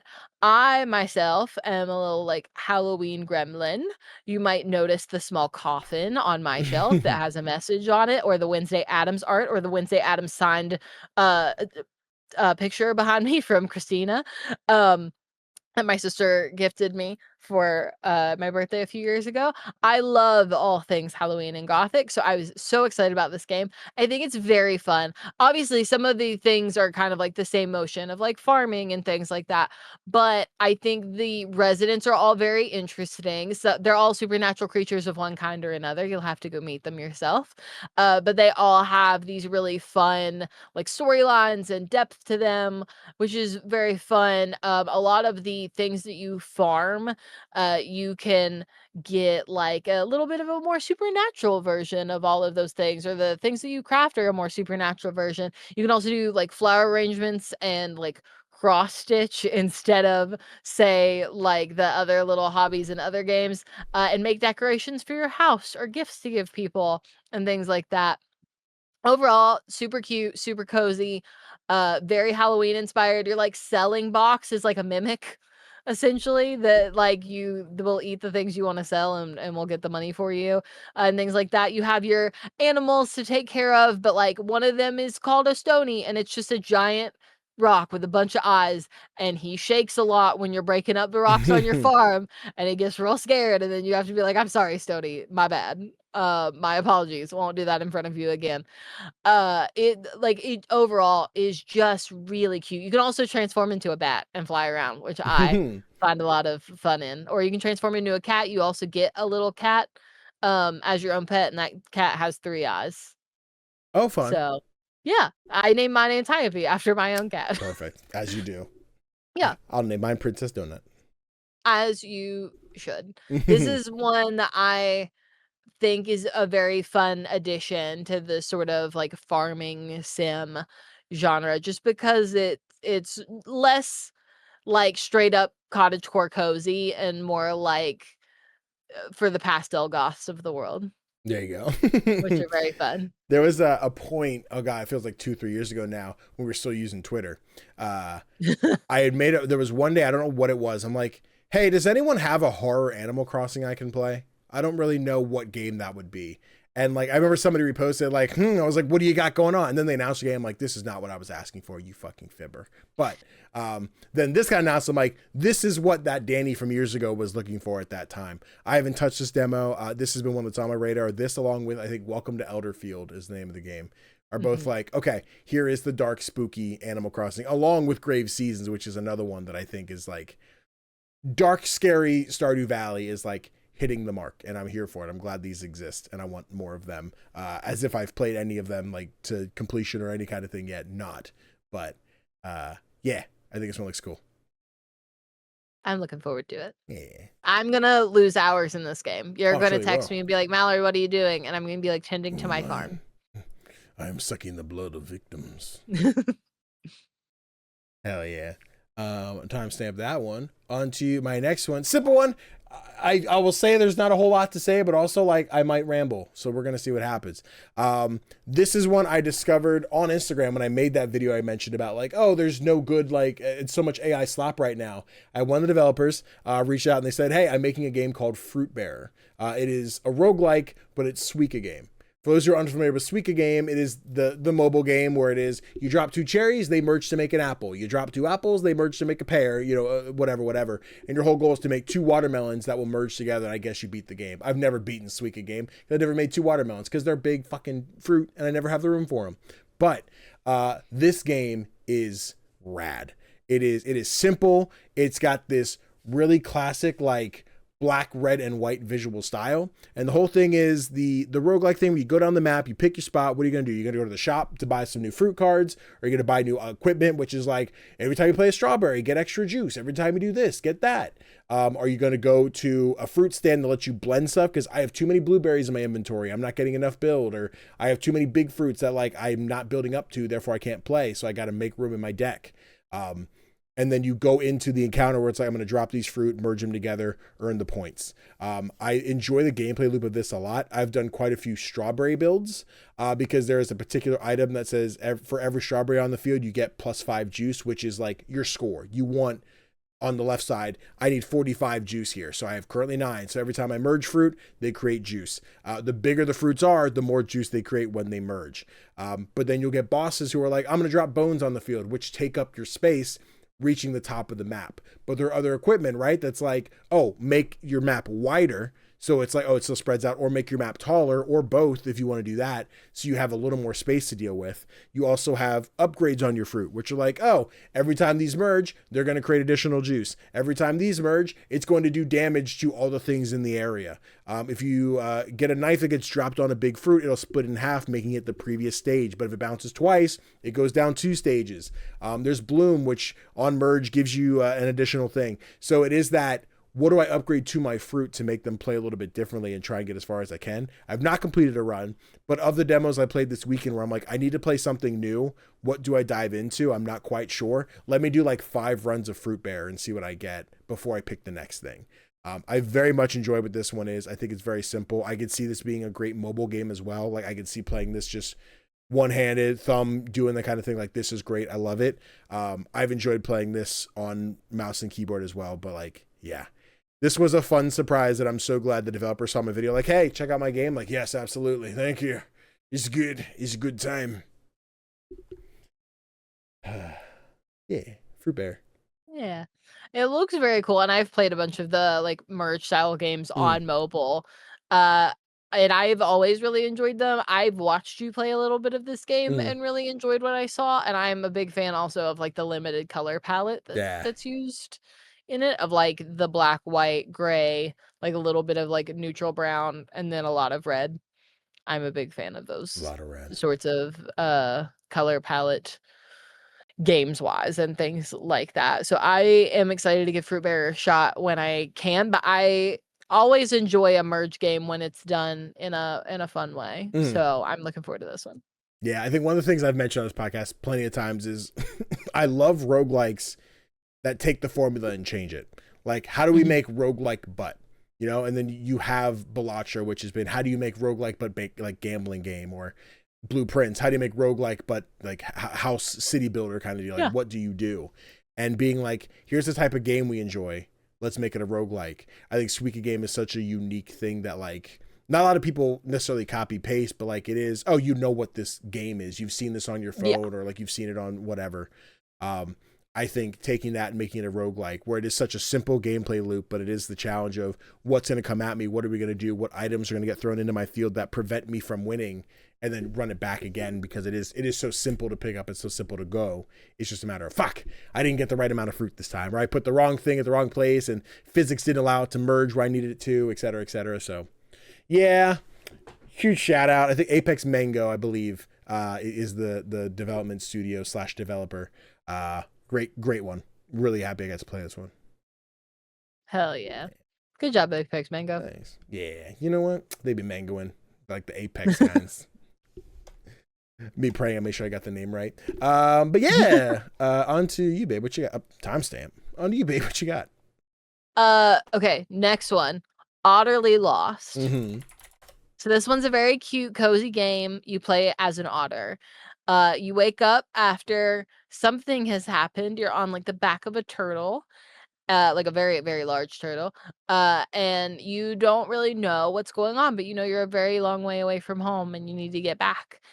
So in the demo, it sort of opens on you talking to this turtle. And the turtle's like, hey, I need you to get me everything for like a salad. I'm weak. The world is like changing, like things are happening. And so you go around as this little otter, you do a bunch of tasks for people. You can get little like upgrades for yourself, like the dolphin fin, like the little captain's outfit, things like that. And you're just going around doing favors for people and like collecting objects or collecting ingredients, and things like that. Just trying to make the world a little bit of a better place on your way back home. And it's very, very cute. You can like swim with a dolphin through things. You can also get these fun little like power up things, like you get a glider where you can glide around. You can get like a wave stone, I think it's called, from the dolphin, and that lets you arc out of the water like a dolphin would, which can let you get up to a little bit of higher places and things. It's just really cute the way that everything is kind of built out. There are fun little puzzles in it that aren't very challenging necessarily, but like I don't think this is the type of game that you want to play when you're looking to be very deeply challenged. I think this is enough of a think that it's like a nice distraction away from the world, but it's also cozy enough that you're like, I'm just a little otter guy. I'm just going around doing my thing. And it is a very sweet little demo, one that I think will translate really well into a full game for a full adventure as your little otter self. Your name is Otto, by the way. Otto the otter. Yeah. Which is absolutely adorable.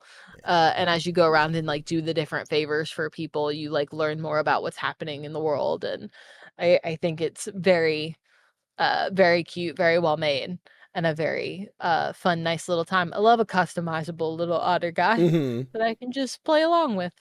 Yeah, I think this one looked adorable. It was at one of the showcases like 2 weeks ago. It might have been the mix. I'm not entirely sure which one it was, but like I remember seeing it like, yeah, this is precious. I do want to play this one. It reminds you a lot of A Short Hike, which is just like do the task, get the thing, climb even higher, like do little things for little other animals and get to the end of the story. I think this one looks precious. I would love to try this one when it comes out. And we also talked about owning otters. You know, what does that look like? And some states let you, some Love states an otter. don't. So. Yes. Otters are Danny's favorite. So I send you every otter video that I come across. I also very much love otters. Next time you come visit, we should go to the zoo. They have some otters, and they have a toy strawberry that they sleep with. Oh. So it's just like a big strawberry that's like laying on their chest while they float around and sleep. It's very cute. Done. We're going to the zoo to see the otters. Yeah. Precious. Yeah, Utterly Lost. Oh. Let's see here. What did I put on my next? I put this one. Okay, bet. This is a weird game because it is very cool and I like it, but it's hard to describe to someone why this is fun. But it's a game about cutting grass, right? So the first thing that sells Danny on it is Little Guy in Big World. I always like that. It's really cool. you are playing as this groundskeeper who is chopping down massive things of grass. Every time you cut grass, you get seeds, you get money, you get whatever, which you go back to upgrade yourself. This game is also an incremental. So it's every time you do something, you go back and upgrade, and you go do it again, but bigger. You start with just the sai, you go and cut down the grass, you go back, the guy's like, hey, if you got like 20 seeds, I can give you some money. So you give him the seeds, it gives you money, you use that money to upgrade. Well, now I do a combo. So I do like a which cuts grass even better. Once I make enough money from cutting more grass, I go back and now I can carry more of my inventory because now I can carry this many seeds as opposed to this many seeds. I have an oxygen tank so I can go deeper into the grass because if you go too deep into the grass, you can't breathe anymore. So you have to make sure you're cutting from the outside. I did not complete this demo. From what I've seen in the trailer, there are like boss encounters and stuff. I didn't get that far into it. I played for probably a good 20, 30 minutes maybe of like make progress and go further. I think this is it's not an idle game. It's not where you can just set it and forget it, but it is turn off your brain and just kind of click a button until you're like, oh, I have to go make money. Walk back, turn it in, go cut more grass, to repeat over and over again. I think the visual style is what sold me on this one at first. I think it's like looks cool, right? I don't know how to explain how little guy cutting grass looks cool, but it does. And I thought it was like an action platformer at first to see that it is more just like a hack and slash incremental. I'm like, okay, interesting. Again, hard to sell someone on a game that is about cutting grass to make money to cut more grass. But I did like it. I did think it was really cool.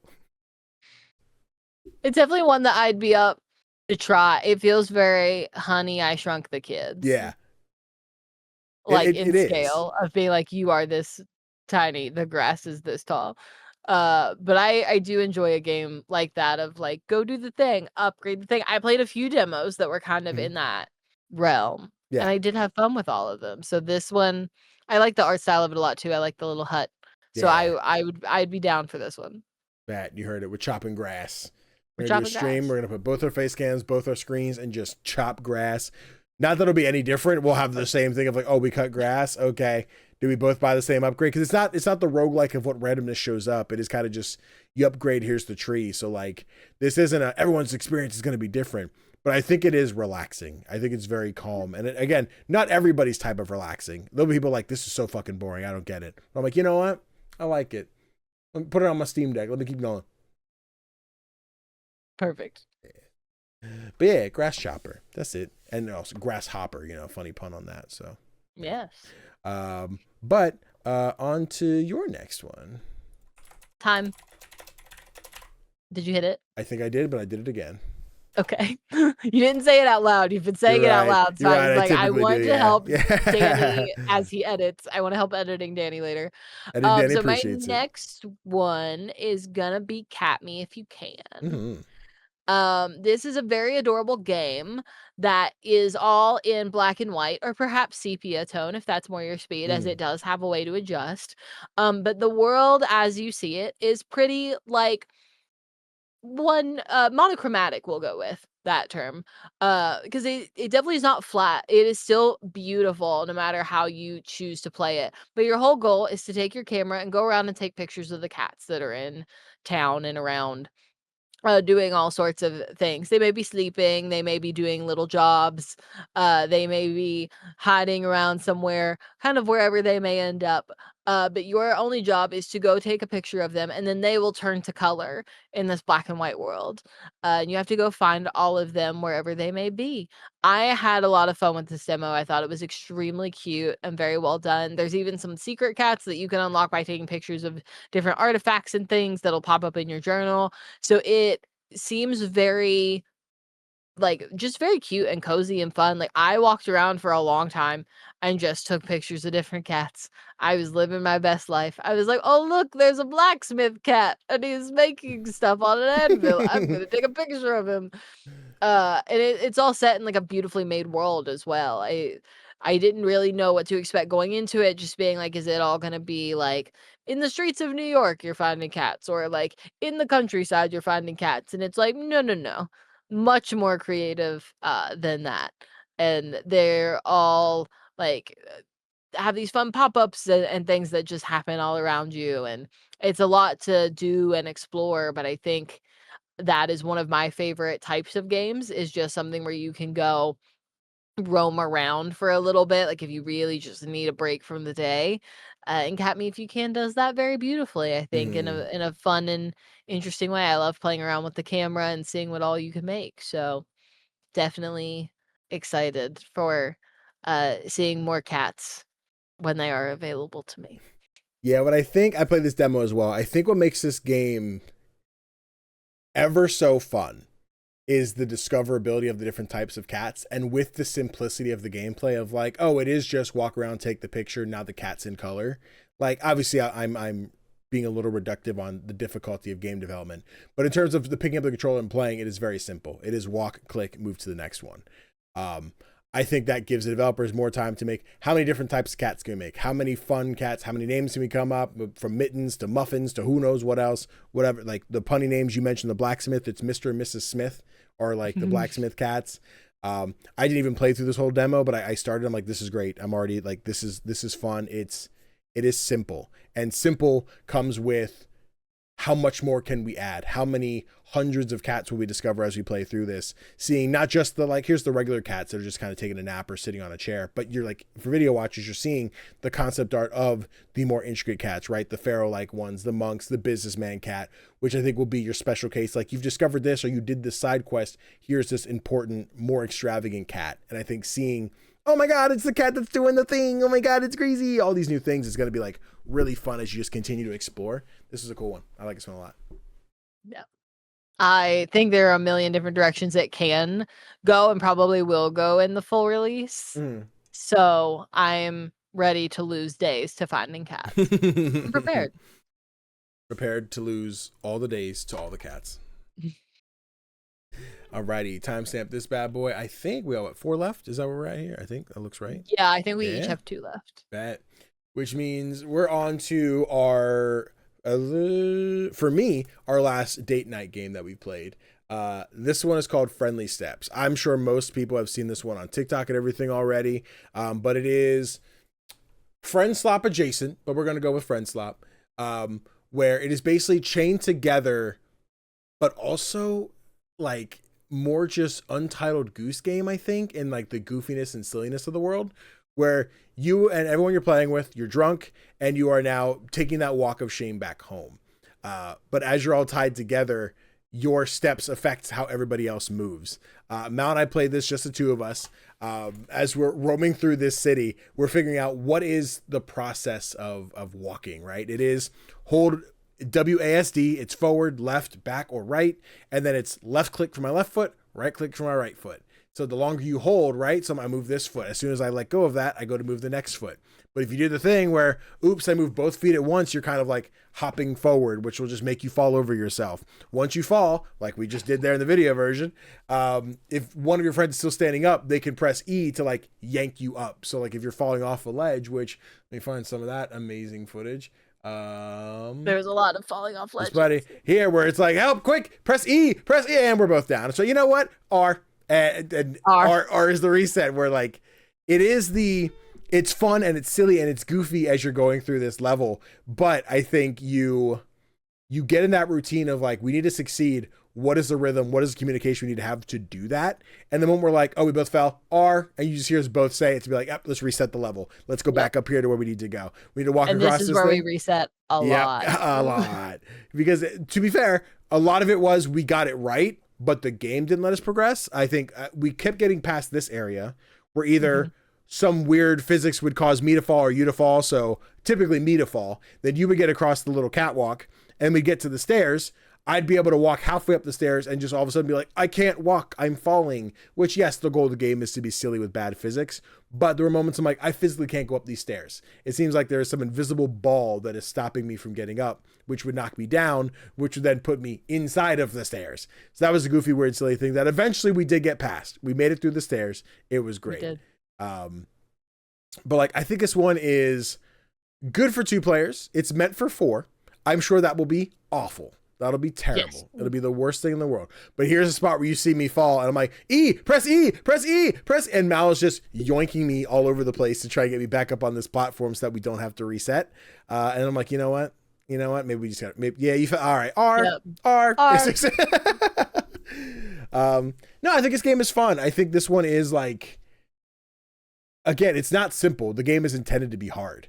But like you get the checkpoints seem to be frequent enough where yes, once you get through this obstacle, you now save here. So even when you need to reset, you're not being like, we say as you're stuck in the stairs. Like, can we just, we're almost there. Hold on. We got this. Hold on. We're there. No, get up. Yep. And it is, there's this referee that you run into the entire time. It's like, what do we do? When do we move? He gives us the next obstacle of where to go next.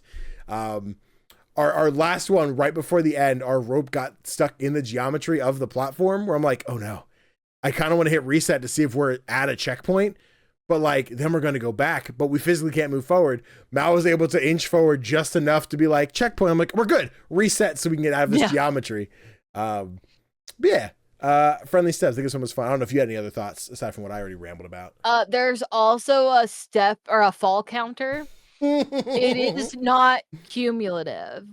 So when I looked at Danny and I went, how many times have you fallen? And he went, 117. And I went, oh. And he went, well, I think it's cumulative. And I went, no, it's not, because I've fallen 147 times. And I think by the end we had like a 60 fall difference between us. And I had fallen many more times than Danny. But like, it's these things right here where like I fell off the board, and so like I'm having to pop around until we can hopefully get somewhere. But I do think it's a very fun game. I do agree with 4 people it'd probably be a nightmare. Like, am I willing to do it? Absolutely. But like, I'm also very aware that it'll take us 7 times the amount of time that it took us to get through this demo, to get through the same amount of space with 4 people, because it's just so easy for someone to fall over, as it should be. We're so hungover. There are also beer bottles that you can like grab and drink, or you can throw them. You can choose to throw them, but we were choosing to drink them, and it will make your character dizzy. It will make your character see things, like little floating things in the air and things like that. But overall, like, super fun game for date night. We were having a blast with it. Yeah. And I think it's one of those that like truly just get your friends and make sure that you're playing with the friends that don't get easily frustrated. Oh yeah. And as long as you're doing that, you all will have a fun night. I also need to point out my little teeter step option. The like, oh, why take a full step where you could just hold forward and go, which was just the little tippy toes to go a little bit further, which you're like, my mouse will not allow it. I'm like, but babe, all you gotta do is, and you would just see me tippy toe across the platform. You're like, now it's not gonna go that way. You're gonna pull me. We're gonna fall. And then we'd fall over. I'm like, but if we go fast, it was, it was, because if you get too close to each other, you fall. If you get too far apart, you fall. Like, you have to keep your distance somehow. So like, sometimes I could get away with the little tippy toe situation. But then other times Danny would be like creeping up behind me, and I'm like, I need you to stop. I need this space. We are going to fall over. And so I like was watching my own shadow very carefully to make sure I was gonna step on the board the right way. And meanwhile, Danny's just like, and I'm like, this is unhelpful. I love you. Unhelpful. Don't do it. Like this bridge right here where we are getting ready to walk across those planks, and then we have to do like the little sideways thing, and you were like, we're just gonna tippy tap across, and I was like, no, we are not. You're like, hold on, don't fall, and just take a nice little side step, just a little side step. Little sides up, a little too. There you go. Take a step back. Sorry, audio listeners. This is one you just got to see. I'd say pull up the YouTube one to watch us just fumble over this broken bridge that, by all things physics, should not be standing at all. No, not at all. But yeah, just like, ready? Everyone's here. We don't fall. We're good. No, I was watching my own shadow so carefully the whole time. I was like, I'm going to get this, and it was taking everything in my brain power to be like, right foot, left foot, right foot, left foot. Right. I think click, like you develop a muscle memory at some point for it, but like it did take me a little bit to find that to be like, because right here we're 13 minutes in, and I was just like struggling real hard with making sure I was staying balanced. But then by the time we got to the top, we were just hitting R over and over again. I was like, I have the steps. If we could just stop glitching through the stairs. We're good. We're almost there. We're almost there, I swear. Almost. Bet. All right. On to your penultimate game. What we got, babe? Yeah, so this was our last date night game of my bunch, which is called Alchemania. So you play this sort of overcooked style game, but you're making potions. And you can have your own little customizable character, right? With their own like clothes. You can pick a color palette, you can pick like what head you have, all this stuff. And then it drops you in a room, and all of the shelves are filled with ingredients. And you have to fulfill the potions that are on the scroll. So it might be like you need an enchanted human skull. So you need to take the human skull, take it to the enchantment bench, let it do its thing while you like add all the rest of the ingredients. You may have to grind stuff up. You may have to throw things across chasms to your partner, because it got progressively harder. So like we did the first level, we're like, this is cake. What are we doing here? Like, this is absolutely nothing. We do the second level, and we're like, okay, the room's a little bigger, but that's not a big deal. We can do this. And then we got to the third room, and then there were certain things that were behind gates where like the other person would need to go stand on your gate for you. Like stand on the button to open it. And we were like, oh, this got hard. Okay, but it's fine. But like we had enough money that we were not super far off from the last level. So we're like, we'll run a couple rounds in here. We'll have the money. So like we did that. And then we pop into the last level, and we are separated on 2 towers. And Danny has to chuck things across the chasm to me. And he just keeps going, why is it hitting the wall? And like the ingredient would never get to me because it was plunging to its death. There were also a couple times Danny plunged to his own death. And it would just repopulate him on his tower. And I figured out what the angle and the height was you needed to throw out. And I was like, aim for this thing. And then I was getting every ingredient. I was like, see, we just had to work it out. It's fine. But overall, it was so much fun, like more fun than I honestly expected it to be. When I downloaded the game and I suggested it for date night, I was like, you know, I don't know how fun this will be, but like we really like Overcooked. Like I really love Overcooked. I played through the entire series with our friend Sarah and Abby. And so I was like, you know what? Well, let's just give it a go. And so then by the end of the time that we played it, I was like, so we need to play this. Me, you, Sarah, and Abby, because we would run it. We would make so many motions. We would have 0 problems. We should play the 4 of us. So I think when the game comes out, we're gonna maybe try to run that, because like it was entirely so like just again so much more fun than I thought it would be. All the levels, also shout out to My Alchemical Romance, which was the name of one of the levels. Very great naming conventions there. And Abby and I'm sure we'll probably try this demo out on a date night sometime so I can get her into it, and then be like, great. So the minute it comes out, all 4 of us are running it. Yeah. Let's go. I think this one seemed like there's levels that are meant to be 4-player. Like we mentioned that tower one, right? Which is for the, like you start a level, it's like, here, to make this potion, you need one of these, one of these, one of these, one of these. But sometimes this thing has to be enchanted. This thing has to be grounded. Like they give you different requirements, like, oh, I have to go here and grind this up, then put it in the pot. I have to go here and chop this up, or, you know, sit on the table for a certain amount of time and then put it in. Some of those things are not difficult to do, but they are like a time requirement. So especially with that tower where it's like Mal has the list of, or I have the list of ingredients, and I'm like, hey, I need this, this, this, and this. And Mal's like, I have one of those, which means you have the rest. So in the time that Mal's able to do anything, it is all dependent on me going like, turn around, grab, throw. Did I miss? Turn around, grab, throw. You got the item. Awesome. You need the other one? I grab that. So when Mal puts that in the basket, I'm still doing most of the stuff on my side. So like, that seemed like if there were 2 on your side, 2 on this side, we can get that done quicker. So that by the time we get the next recipe, oh, now you have 4 of the ingredients. We don't have anything over here. Or like, oh, you have to pass it to me. We'll enchant it because we have the table. It did seem like once you have that full set of being like, let's organize, do this, do that, do this, do that, we can get through this quicker. Then there's 2 of us that have to do 17 different things. This is tough, but I think we can still get it done. And we got through all the levels the demo had. We beat everything because we're amazing. But yeah, I think it seems like it is built for simplicity's sake to have the 4 players, so there's more heads to split doing everything. Yeah, I definitely say with the simple levels, you could even play it solo if you totally. like want to try the demo solo. But like once you hit a certain point, you definitely need at least one other person with you. But the more the merrier. Like it would definitely be easier with more people. Definitely. Yeah. Alchemania. Alchemania, very cool. Assuming the demo's still on Steam. Check it out with your partners and friends and everyone else. Please do. Time stamp, which means we're on to our last games, and I've been waiting to talk about this one. I fucking love this next one. This game is called Chunky Jump, and I think you might really like it because you like FNAF. Yes, I do. It's very much FNAF with a Game Boy. Not that it's a Game Boy game. So you are playing as this character who is scheduled to work 3 nights at a gas station. During the day, you run the gas station, someone comes in, I want to buy a thing, whatever. During the night, you're basically just running the store while a creepy monster comes in to try and catch you, but you need to complete the level on your Game Boy in order to progress the night. Is basically the entire premise of how this game works. When you start off, they're like, "Hey Jeff, yeah, happy birthday, buddy! I got you this Game Boy, right?" And there's a bunch of fun little like mini game type mechanics to it. If I can find footage that actually has any gameplay in it, let's do this one instead.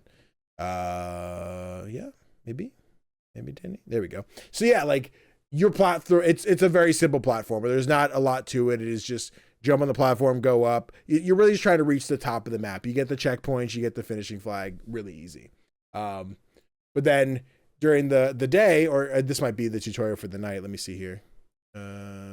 Also, I think fully voiced, I believe. Like, I like that, like, everything had voice acting so far. But, like, you'll have a customer come in who, this dude is, like, the DJ of the town. I'm not entirely sure what his gimmick is. But something happened at his concert. He's like, I gotta leave town, but I need all the bubble gum you can get me, which I guess he's giving away at his next concert. I'm not entirely sure what his direction is. But his mini game is you are playing this stage performance of, hey, he's singing and bubble gum and timers and fireballs are dropping from the ceiling. You want to dodge the fireballs, but you want to grab all the bubble gum and all the timers so you can get more time, get as much bubble gum as you can, and then progress. You only need to get 50 to beat the level, but if you get 100, then you get an extra bonus, which gives you an unlockable character. So the singer, the performer, is an additional, like, he's a character you can play as. I'm guessing in the platformer. I never switch characters. I don't fully know where they come into play or like how I unlocked a new character. But you do his mini game, then you go into the nighttime where this is the FNAF part of it, right? Where you're working the monitor, you're in your section. What do I need to do? So first you pull up the Game Boy, let me finish this level. I heard a noise. Shit. Let me peek out the window. Nothing. Until a monster shows up and you have to flash a light in his face to scare him off.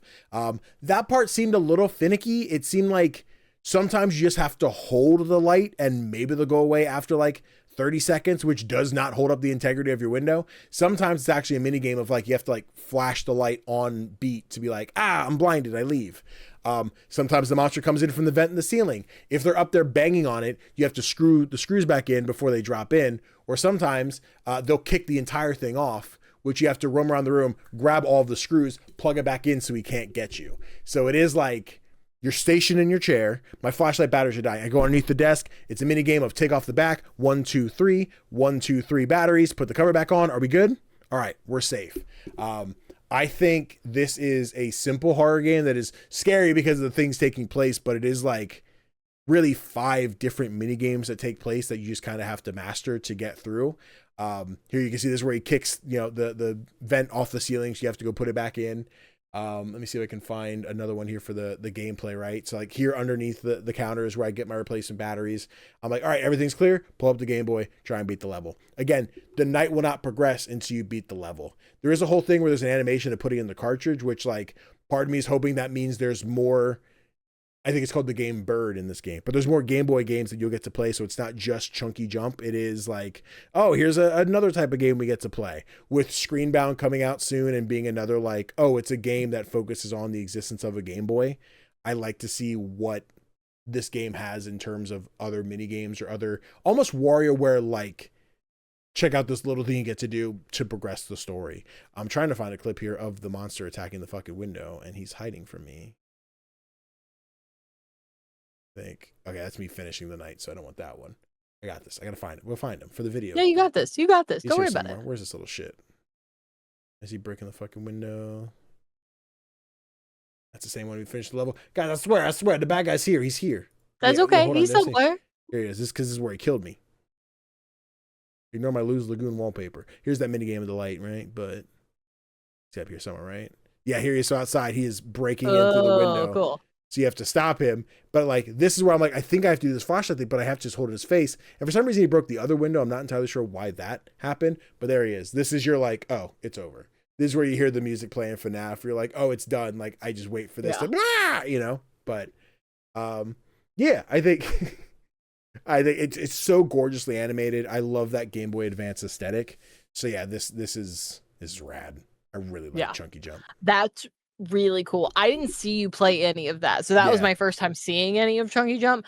I'm personally very intrigued by it. Hopefully they fix the bug about the flashlight thing, but like that looks very, very cool, and it is definitely my like style of horror game. Yeah, which I enjoy. I knew it. As soon as I was like, this is very FNAF. I know Mal's gonna want it, and then I'm gonna get some. The game's gonna come out, and I'm gonna get some TikToks or Instagram reels of just like, so here's the lore of Chunky Jump. Deep inside of Freddy Fazbear's Pizzeria, Chunky Jump shows up, and you know, something like that. So that is the type of thing I keep track of. At our last PowerPoint night, I did, or not the last one, the one before that, I did the lore of FNAF. Yeah, for everybody. As you should, as you do. Do what you know. Timestamp. All right, baby. On your last one, what you got? My last one is ReStory. So you are running an electronics repair shop in like a mid-2000s Tokyo. It's very cute and well done. Like you meet a bunch of different customers that all seem really cool. You can buy like spare parts and things on your computer, or you can just buy like a whole different one to scrap. So like somebody gives me a razor. It's not called a razor phone in the game, but like it's essentially a razor.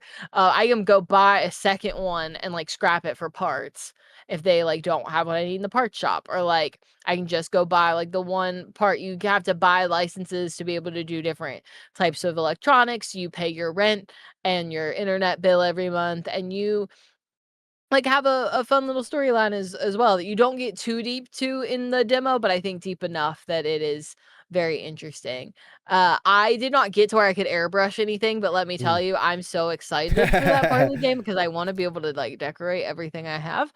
I was just like repairing and cleaning tech and then giving it to customers or shipping it out to customers. And while it is a game that like in thought is like simplistic of like, oh, you run an electronics repair shop, I think the amount of things you have to think about and kind of like the pieces you need to juggle keep it very interesting, even though sometimes it's the same electronics over and over and over. It's like the same phone or the same like handheld gaming thing or the same joystick. Like all of those things all keep it very interesting. And you can also decorate your little shop, get yourself some decorations to up your zen and everything.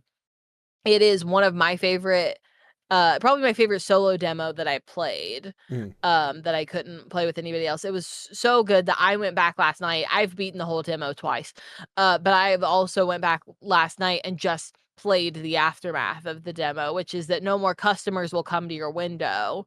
It's like they don't recognize that you're there, essentially, but you can still take online orders. You can still shop the marketplace, things like that, to get more licenses and try out different things. So honestly 10 out of 10 when it comes to a repair style of game, which I really enjoy. And I've played a lot of the type of repair things kind of games, but I really loved this one in particular and feel like it has a lot of room to grow way past the demo. Yeah, I'm very excited for this one. It reminds me of a combination of Trash Goblin and Retro Gadgets, which Trash Goblin is you clean the thing, sell it at the window, whatever, same gameplay format. Whereas Retro Gadgets is, here's an old Game Boy, I take it apart and I mess with the motherboard, this battery's dead, replace it, put it back together. So taking those two things and merging them together into this one, I'm like, cool. I'm very excited for this one. I used to take apart Xbox 360 controllers. So I'm like, here's the motherboard, put this aside, put all the screws in here, paint the shells, put it all back together to make sure it still works. So there's a part of me like, a pretty tech savvy guy. But like just seeing that, I'm like, oh, there's a nostalgia to this that I really want to just take some shit apart and clean it and put it back together.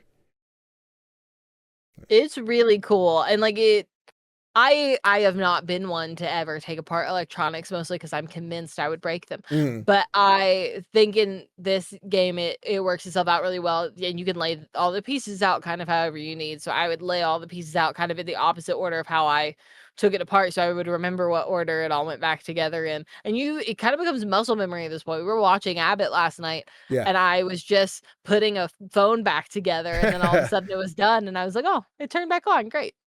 God, I heard And it'll tell you Mal. whether it's like a perfect one or it'll be like, hey, something's wrong. Do it again. I heard you're gonna be able to build my PC then. Whenever I need a new PC, you're gonna be able to build that bitch because you know how to do it from this game. If they'll put full PCs in this game, then I'll learn how to do it. But unfortunately, so far, I've only done Pokia's, which is a Nokia phone. I've done whatever their version of a Razer is. I've done whatever their version of like the PlayStation handheld is. The Some different PMP. like yes. And then the Atari. Okay. And the joysticks. All of those have been in the game, and I have done all of those so far. Cool. But otherwise, I haven't gotten to a full PC yet. But let's let the full game come out, and then we'll see. That's the final boss. Is the whole PC. Yeah. It's just taking the whole thing apart. Absolutely. Hell yeah. But yeah, obviously, timestamp. We played a lot more demos than that, but these are the 16, I suppose, that we absolutely loved and adored. We're excited to tell you guys about. But let's know which demos you played during Next Fest that you really enjoyed. We'll let you know if we played them as well and just didn't talk about them because we hated them, or if we just missed them. Yeah, one or the other. If we just didn't have time because we have technically been recording for like 3 hours. It's true. Like we could not record all night for this podcast, unfortunately. I'm sure we'll hang out after this and probably still go play games. But of course. The podcast can only be so long. Exactly. I mean, what you guys like a 10-hour episode? What are we gonna do? I only got 2 people. We don't have so much time to play games. But speaking of playing games, what we haven't done in a while is what we've been playing. We have a few games we've been playing for reviews, so I figured I would give Mal the opportunity to talk about some of them as well. I played a game, but since you have 2, typically we'll go whoever has the most has to go first, so it works out for a ping-ponging thing. So please tell us what you've been playing. So the first game I've been playing a lot of, which thank you developers for the key, was Letterlost.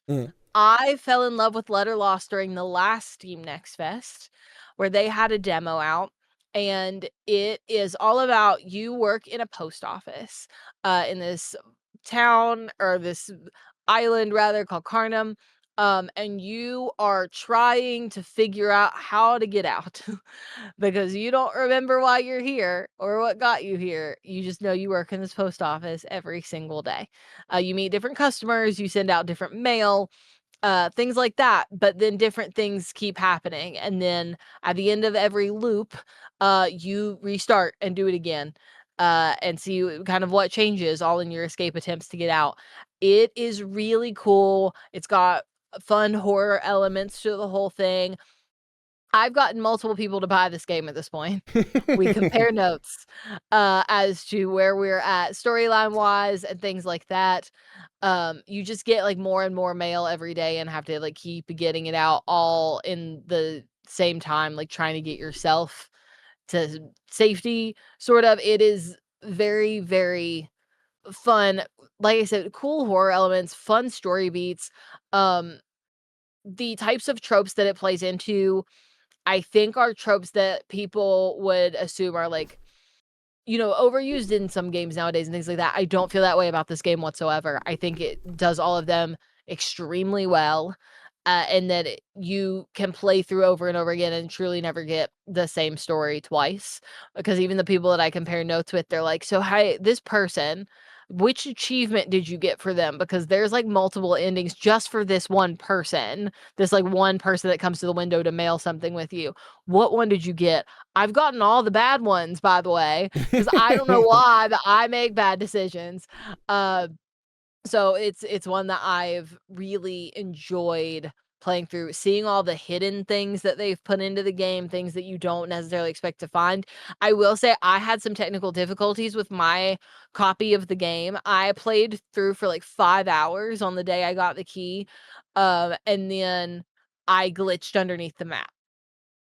I won't say how I got underneath the map necessarily because I don't want to spoil an element of the story, but there is a part where like you're very specifically going down And that's all well and good until I got down there and thought, oh, I think my game has a glitch because something wasn't right. Like it was missing something pretty clearly. And so I was like, I'm going to just save my game, pop out, pop back in. I'm sure it'll like repopulate itself. And when I popped back in, I was stuck underneath the map and my way that I got down there was gone. So I couldn't play it anymore. So the next day I played again for 3 hours, caught myself back up. I saved the game, walked away from it for a little bit, came back to play that night, and then they had put out a patch for the game. I downloaded the patch, got back in, and something in that patch had made one of your inventory items grow substantially and like push you out of the map. So in that save, I was then above the map and could see everything. And I could even walk around the whole map, but there was the only place for me to fall in was in between rooms. So I was like, I simply cannot play this anymore because I refuse to restart again. So I contacted the devs over on Blue Sky and I just was like, hi, I'm unsure if this is a thing that can be fixed. And if it is, could you tell me how? And if not, I will start the game for a third time. But like, I just need to know that these are not salvageable. And they got back to me within a few hours and they were like, oh my gosh, so sorry. Here's how to fix this. And it did solve my problem fully. One of the reasons was that patch that did the giant object. They were like, hey, we've patched that back out. You can go back to that save. And I did, and immediately it stopped pushing me out of the ceiling. So that's the save I've been continuing on. The other one was tied to like a glitch that had happened in another thing, which I think they've also now since patched out. But anybody that experienced that glitch, even though you can get back in the map now, you miss part of a storyline. So I was like, I'm just not going to go back to that one for right now until they figure out how to like reintroduce that storyline or something. So, but I have that, like I said, the devs were amazingly responsive in trying to figure out what the problem was. They've been taking bugs left and right to get back to people. And as someone who again has like done this, one of the best things that I can say about a company is that they're responsive and they care about their players. And they immediately, like, without even knowing I had the key, by the way, because they gave the key to Danny and I have been playing it for review to like help out getting through games and things. And this was one Danny knew I was really excited for. So they didn't even know that they had given a key to me. Like they thought I was a paying player and everything. Like there was no special treatment because I'm a content creator or something like that. Like it is truly, they just care. Which is one of the best things I can say about a company. But their puzzles are great. The storyline is awesome. I'm really looking forward to finishing this one. It's going to take a while, I think, because it's a much bigger game than I imagined it would be. But it's great. Yeah, I'm glad you like it. I'm glad, even though you've had to replay it twice now, that you're still like gung ho for it. I know this is one that you played that demo last Next Fest. You talked about it. You're like, Letterlost has a release date. Letterlost just got delayed, but it's okay. We'll have it eventually. And like, I know you were excited for this one. And then I got the press email. It was just like, hey, we're doing keys for Letterlost if anyone wants them. So I was like, let me say, can I get that key? And then the key came through. I was like, you ready to love me forever? You're like, yeah, what's up? You were like, I already do. I'm like, yeah, shut up. But like, what if like, like, what if you love me forever more? And you're like, which is being great. What is it? And then it's the format is name of the game, key, colon, and then the key underneath. And you're like, baby, no, what? Yeah. So yeah, that was, it's always fun to get the ones I know you're excited for. But like, here you go. Get on that one. You're the sweetest. He surprises me with keys all the time. This is definitely one of my favorites you've given me keys to, not just like because I was so excited about it beforehand. Like we've gotten to play so many games together, or like you've sent me so many keys of games that you were like, I think you'll like this one. This one though, I was like really excited when you gave it to me, and I was like, I'm already gonna love you forever, but I will love you forever more now. Yeah. Because I was just like so ready. And like I said, like I've convinced multiple people to buy this game. We all compare notes, and there are things that they have told me that they're like, oh, well, what about this thing? And I'm like, what do you mean, what about that thing?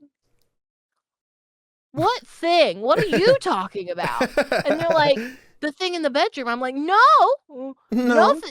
thing in the bed. No thing in the bedroom.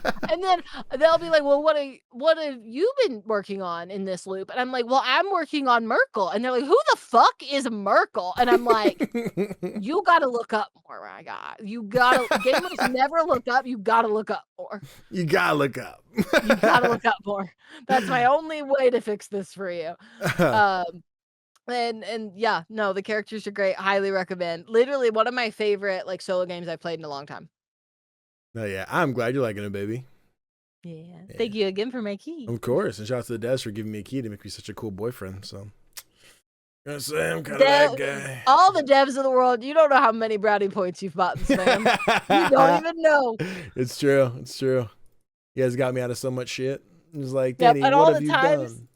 All the times where you all are like, hey, do you need another date night game? And I get another key, and Danny's like, look, we have a date night game. I'm like, oh, thanks, devs. Thanks, devs. Danny will talk about our date nights on stream and what we play and things. And same for him and LB, obviously, because they play games together all the time and stuff too. Brownie points on both ends for this guy. As far as like devs, you're doing great. And everyone's out there like, yo, I need a man who provides, who takes care, who buy me a house at home and a nice fancy car. I'm like, listen, I got indie games, okay? We're good. Why do I need a fancy car? I've got game codes. But you can get a game where you can get a fancy car at some point, I'm sure. So that's fine. I'm not worried about it. Exactly. I'm not worried about it. You shouldn't be worried about it. Yeah, boom. They have it. Thanks, devs. Although if somebody wants to send me a fancy car, that'd be cool too. I don't like that would be cool. Prefer like an SUV kind of deal. I don't really like low to the ground. It's not really my vibe. But yeah, I'm just hypothetically in case there's some cool press package of like, let's send Danny a car. You know, I'm sure Mr. Beast has taught me enough about like, hey, that's a weird tax thing we got to deal with, and getting a car costs me more money. So you know, maybe don't. You know, just we'll stick with the game keys for now. Yeah. But we'll figure out the bigger stuff later. Like we said, we're accepting sponsorships for when we move in together for all sorts of things. We have home offices to make. It's true. We do. PCs, desk, and all stuff. But before that, we have to talk about the games we're still playing, which means I'll talk about mine next. I just started playing this afternoon. I'm thoroughly enjoying it. It is a game called, excuse me, it is a game called Beastro. And that's Beastro.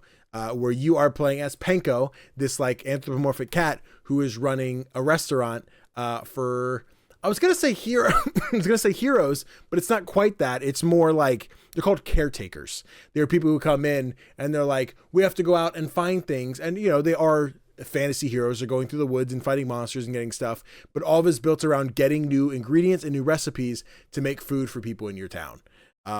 So like when you start the game, here is Penko. He's the cute little cat guy. And he's got his little farm, and every day he goes and gets grubs and feeds the animals and pets them to get eggs and milk and everything. And then you head over to the restaurant, which if I can find a footage of that, you roam around here. It's your restaurant. You start every day like, here's the menu. What items do I want to put on? And the items you can put on is based on what you have in your inventory. So I can make this bowl of rice, this jam toast, this soup, whatever. Once you set up the menu and open the shop, customers come in, and it's very, I say forgiving, but it's like, it's not like I need 7 of these, 8 of these, 9 of these and go. It is go to the table. You've already put all your ingredients in. You're making the recipes that you need. And then there are mini games. So this one, like you start by like, I have to boil my food. You take a meter and you're like taking shots to put fruit, vegetables, whatever, into the boiling water, so you're earning points for it. After that, you're sauteing stuff, so you have to move around a pan to make sure it doesn't sit around in the burning bubbles and like take too much damage or heat or anything. There's ones where you have to chop up different things. After all that's done, the ingredients make themselves into food, and then you go and deliver them to the customers, and that's how you make your basic income to buy more ingredients, go to the shop in the market, buy upgrades for your town, etc. Aside from that, you have those caretakers I talked about, who are the big fancy customers who are like, I just came back from a big thing, and I would really like it if you made me something special. They will be like, I need this particular ingredient, which most of the time you'll have, or you'll have a mission to go get that thing before, you know, at least up to what I've played so far. But as you meet, let me see if I can find Oisha here. Where's there you go. This big guy comes in. He's just like, hey, can I get this particular recipe? I want something that reminds me of home. You make him the recipe. This is where things get crazier, because this is where the Pokemon type advantage chart kind of comes into play. There are 6 different types of flavors. There's umami, there's bitter, there's sour, etc. Each of these ingredients either balances something, which lowers it, or enhances it, which makes it stronger.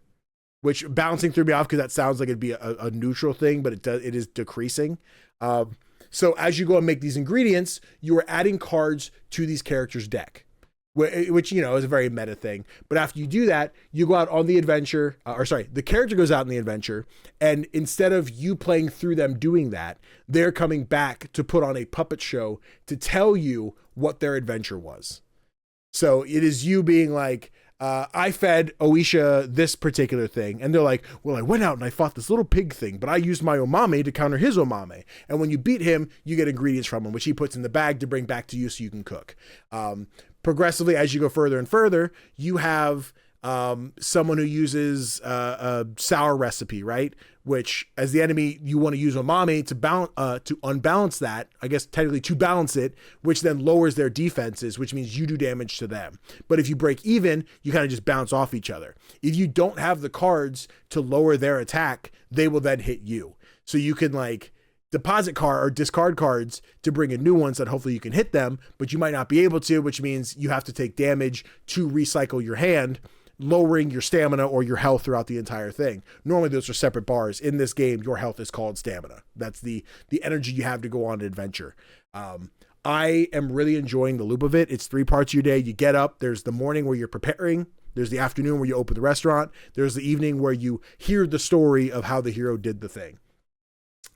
You get to as you're helping these customers get chef points, which you use to get new recipes, new upgrades to your shop. You customize the shop. So you're like, I cleaned off this counter, I'm going to put a pet plant, or I'm going to put paintings all over the walls, or I'm going to put the new bookshelves in the corner or whatever. Once you get some of the resources like grubs, you can go out and go fishing, which gives you new fish to get, you know, recipes for.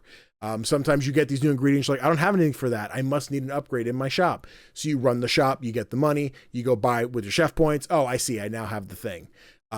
There's a blacksmith in town who's like, oh, you need to fix your stove? I'm going to need these ingredients. To get those ingredients, you have to send a hero out on an adventure. They bring back the iron, like Oisha or whoever, brought back the iron so I could upgrade my stove. That's the last thing I did before I stopped playing. So I don't know what all that stove has added for me yet. But I think there's a Moonlighterness in me. You guys know I love Moonlighter. And it's not quite that. It's not the roguelike of going out and doing your thing, but there is this mission takes place to get you ingredients. You open the shop, you sell the stuff, you cook the stuff and do whatever. So it is that same similar loop that I'm like, okay, hold on. I like this. I get this. I'm really into it. I got to the first boss encounter and I did not have the right build to defeat them. They're a fire-based enemy that have these particular type of cards. And the food that I fed my caretaker before he went out did not give him the right deck to counter it. So now I know next time, I'm like, he has a bunch of pink cards. I need to come in with this recipe instead. So when I go out there, I have the things to counter. So that's really the whole loop of the game. It's charming. It's adorable. I didn't say at the top, but I did receive a key for this one for review. So thank you so much to developers for that. But also it is on Game Pass, I believe. So you want to play it on there. Yeah. So Beastro is cool.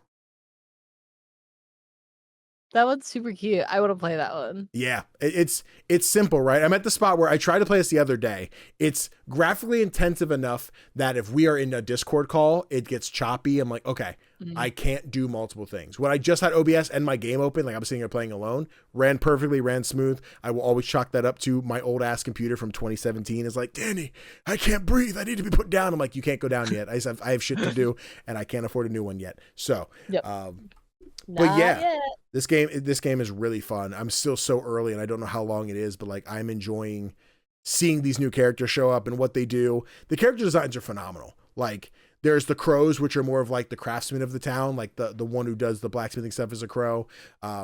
They come up to you when Oisha is just like, hey, I have a request. Like when I go on an adventure, if I die or, get hurt, I need someone to call. So he gets like a whistle so he can call for the crows to come pick him up. Again, an item I unlocked without going on a new quest yet. So I don't know exactly how it rolls into gameplay, but I think if there was one critique I think I have right now is that the combat can feel really slow because it is a puppet show. You're seeing all the actions of the characters.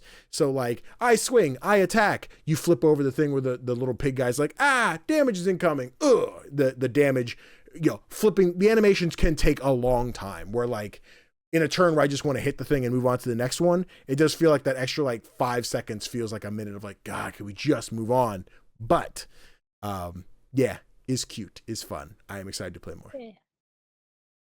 Definitely sounds cute. Looks cute. Mm. And I have Xbox Game Pass, so that's probably how I'm gonna try it out. There you go. And see if I dig it, but I probably will. Yeah, or it's in our shared Steam library that you have access to. Oh, it is in our shared Steam library. That's another beautiful benefit of having a indie gamer boyfriend.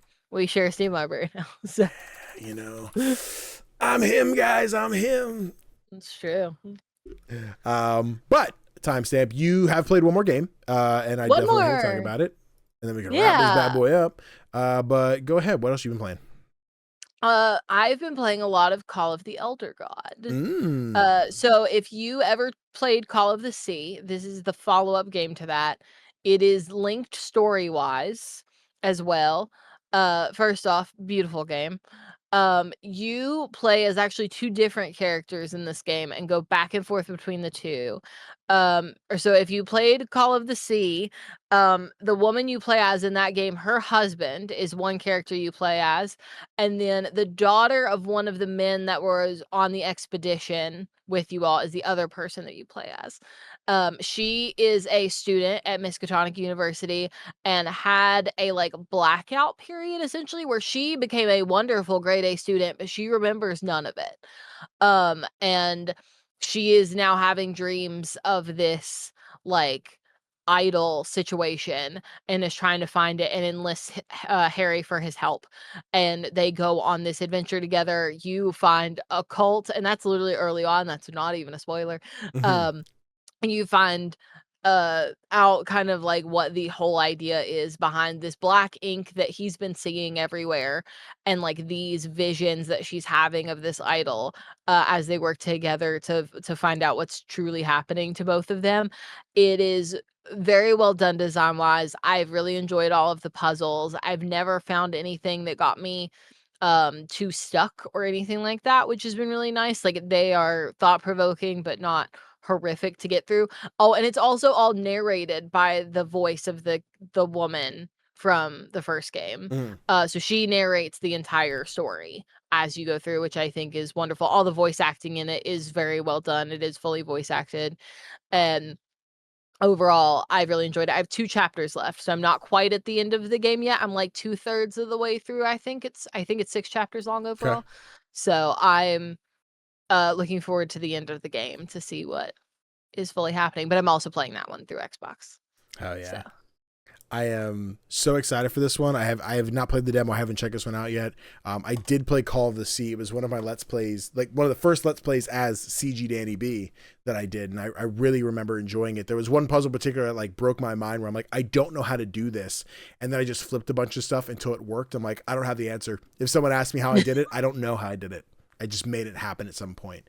But like the aesthetic, the again, I love the visual style is so important to me for a game where like that's what gets me into like whether it's charming, it's a simple like color palette, it's you know the softness or even just the lighting of something, like that's what'll get me in. And that's what I really liked about Call of the Sea. And I remember seeing Call of the Elder Gods and being like, that logo looks like Call of the Sea. Interesting. Like I guess I always imagined if we got a sequel, it would have been called Call of the Sea 2, right? And I did not know this was the sequel, prequel, you know, follow-up, whatever of this game until like a month after knowing it existed. I'm like, oh shit, I didn't realize these were like the same guys. Awesome. So after playing Call of the Sea, I definitely want to play Elder Gods, and I'm glad you like it so much. So I'm definitely sold on it. Yeah, highly recommend. It's one of those that's like very simple in its mechanics, as far as like you walk around, you find the information, take note of the information, solve the puzzle, move along. But all of them have been just different enough that it definitely holds attention. The storyline is really great. And as someone who didn't play Call of the Sea, I still understand enough. It even asks you at the beginning of the game, have you played Call of the Sea? So I think it gives you a little bit more context and things if you say no. To make sure that I'm still following the story along and I don't feel like, oh, I have to go back and play the first game just to be able to enjoy this at all.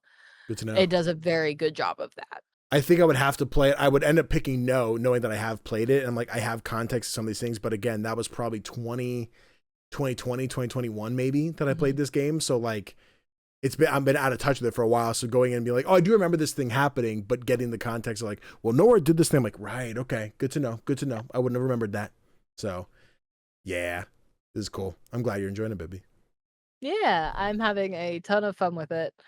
So I'm excited to see the end. Yeah, there you have it. You know how close you are. You said there were 6 chapters. I forget if you said you know where you're at. Yeah, I think I'm just at the beginning of 5. Okay. So I shouldn't be too long. It's not been like super long sittings for me to get through it. Yeah. I don't know exactly how long I've played, but I feel like probably a few hours and I'd have it done. Cool. There you have it. You gotta knock it out and let us know what you think. I sure will. But timestamp. That's it. We're done. We're out of here. We talked about all the games. We did it. We did it. Guys, thank you all so much for watching this episode of Playlog. Let me know what you thought of Steam Next Fest this year, which games you like, and of the games you've been playing, if there's anything you want to check out for yourself. Mal, real quick, for all the little stinkly winklies at home, if they wanted to find you on the internet, where would they go? Yeah, you can find me anywhere the internet has to offer you at Moxie Blue, MoXXIEBLUE. I own and operate Rediscovery RPG, where we do a lot of tabletop stuff. I'd like to get back into video games a little bit. We're slowly getting back in the swing of things. I do multiple shows over there. I also do some like game writing work and things like that nowadays. I've got multiple games that are out on the internet, all under Moxie Blue as well, on itch.io or on my website, MallorieMize.com. And otherwise, you can catch me at Gen Con this year. I keep forgetting to say that one.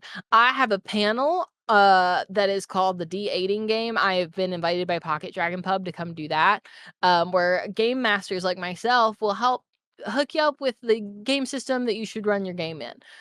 If you are looking for something specific, but you don't really know where to start, all of us up there are GMs that have played and run a bunch of different systems, and we're happy to help you find something.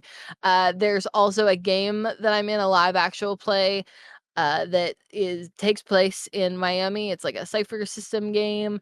And that is on Thursday afternoon.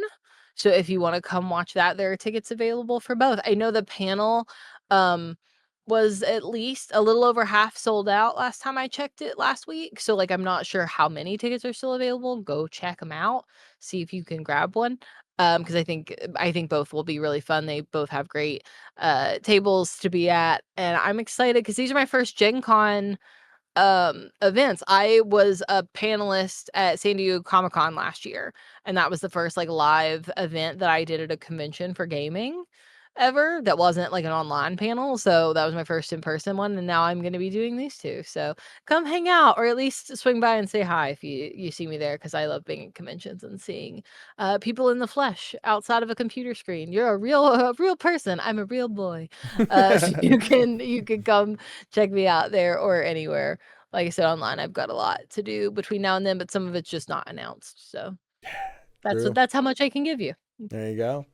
And then, of course, eventually, Mal and I will be in a game together on a channel that we'll tell you about later.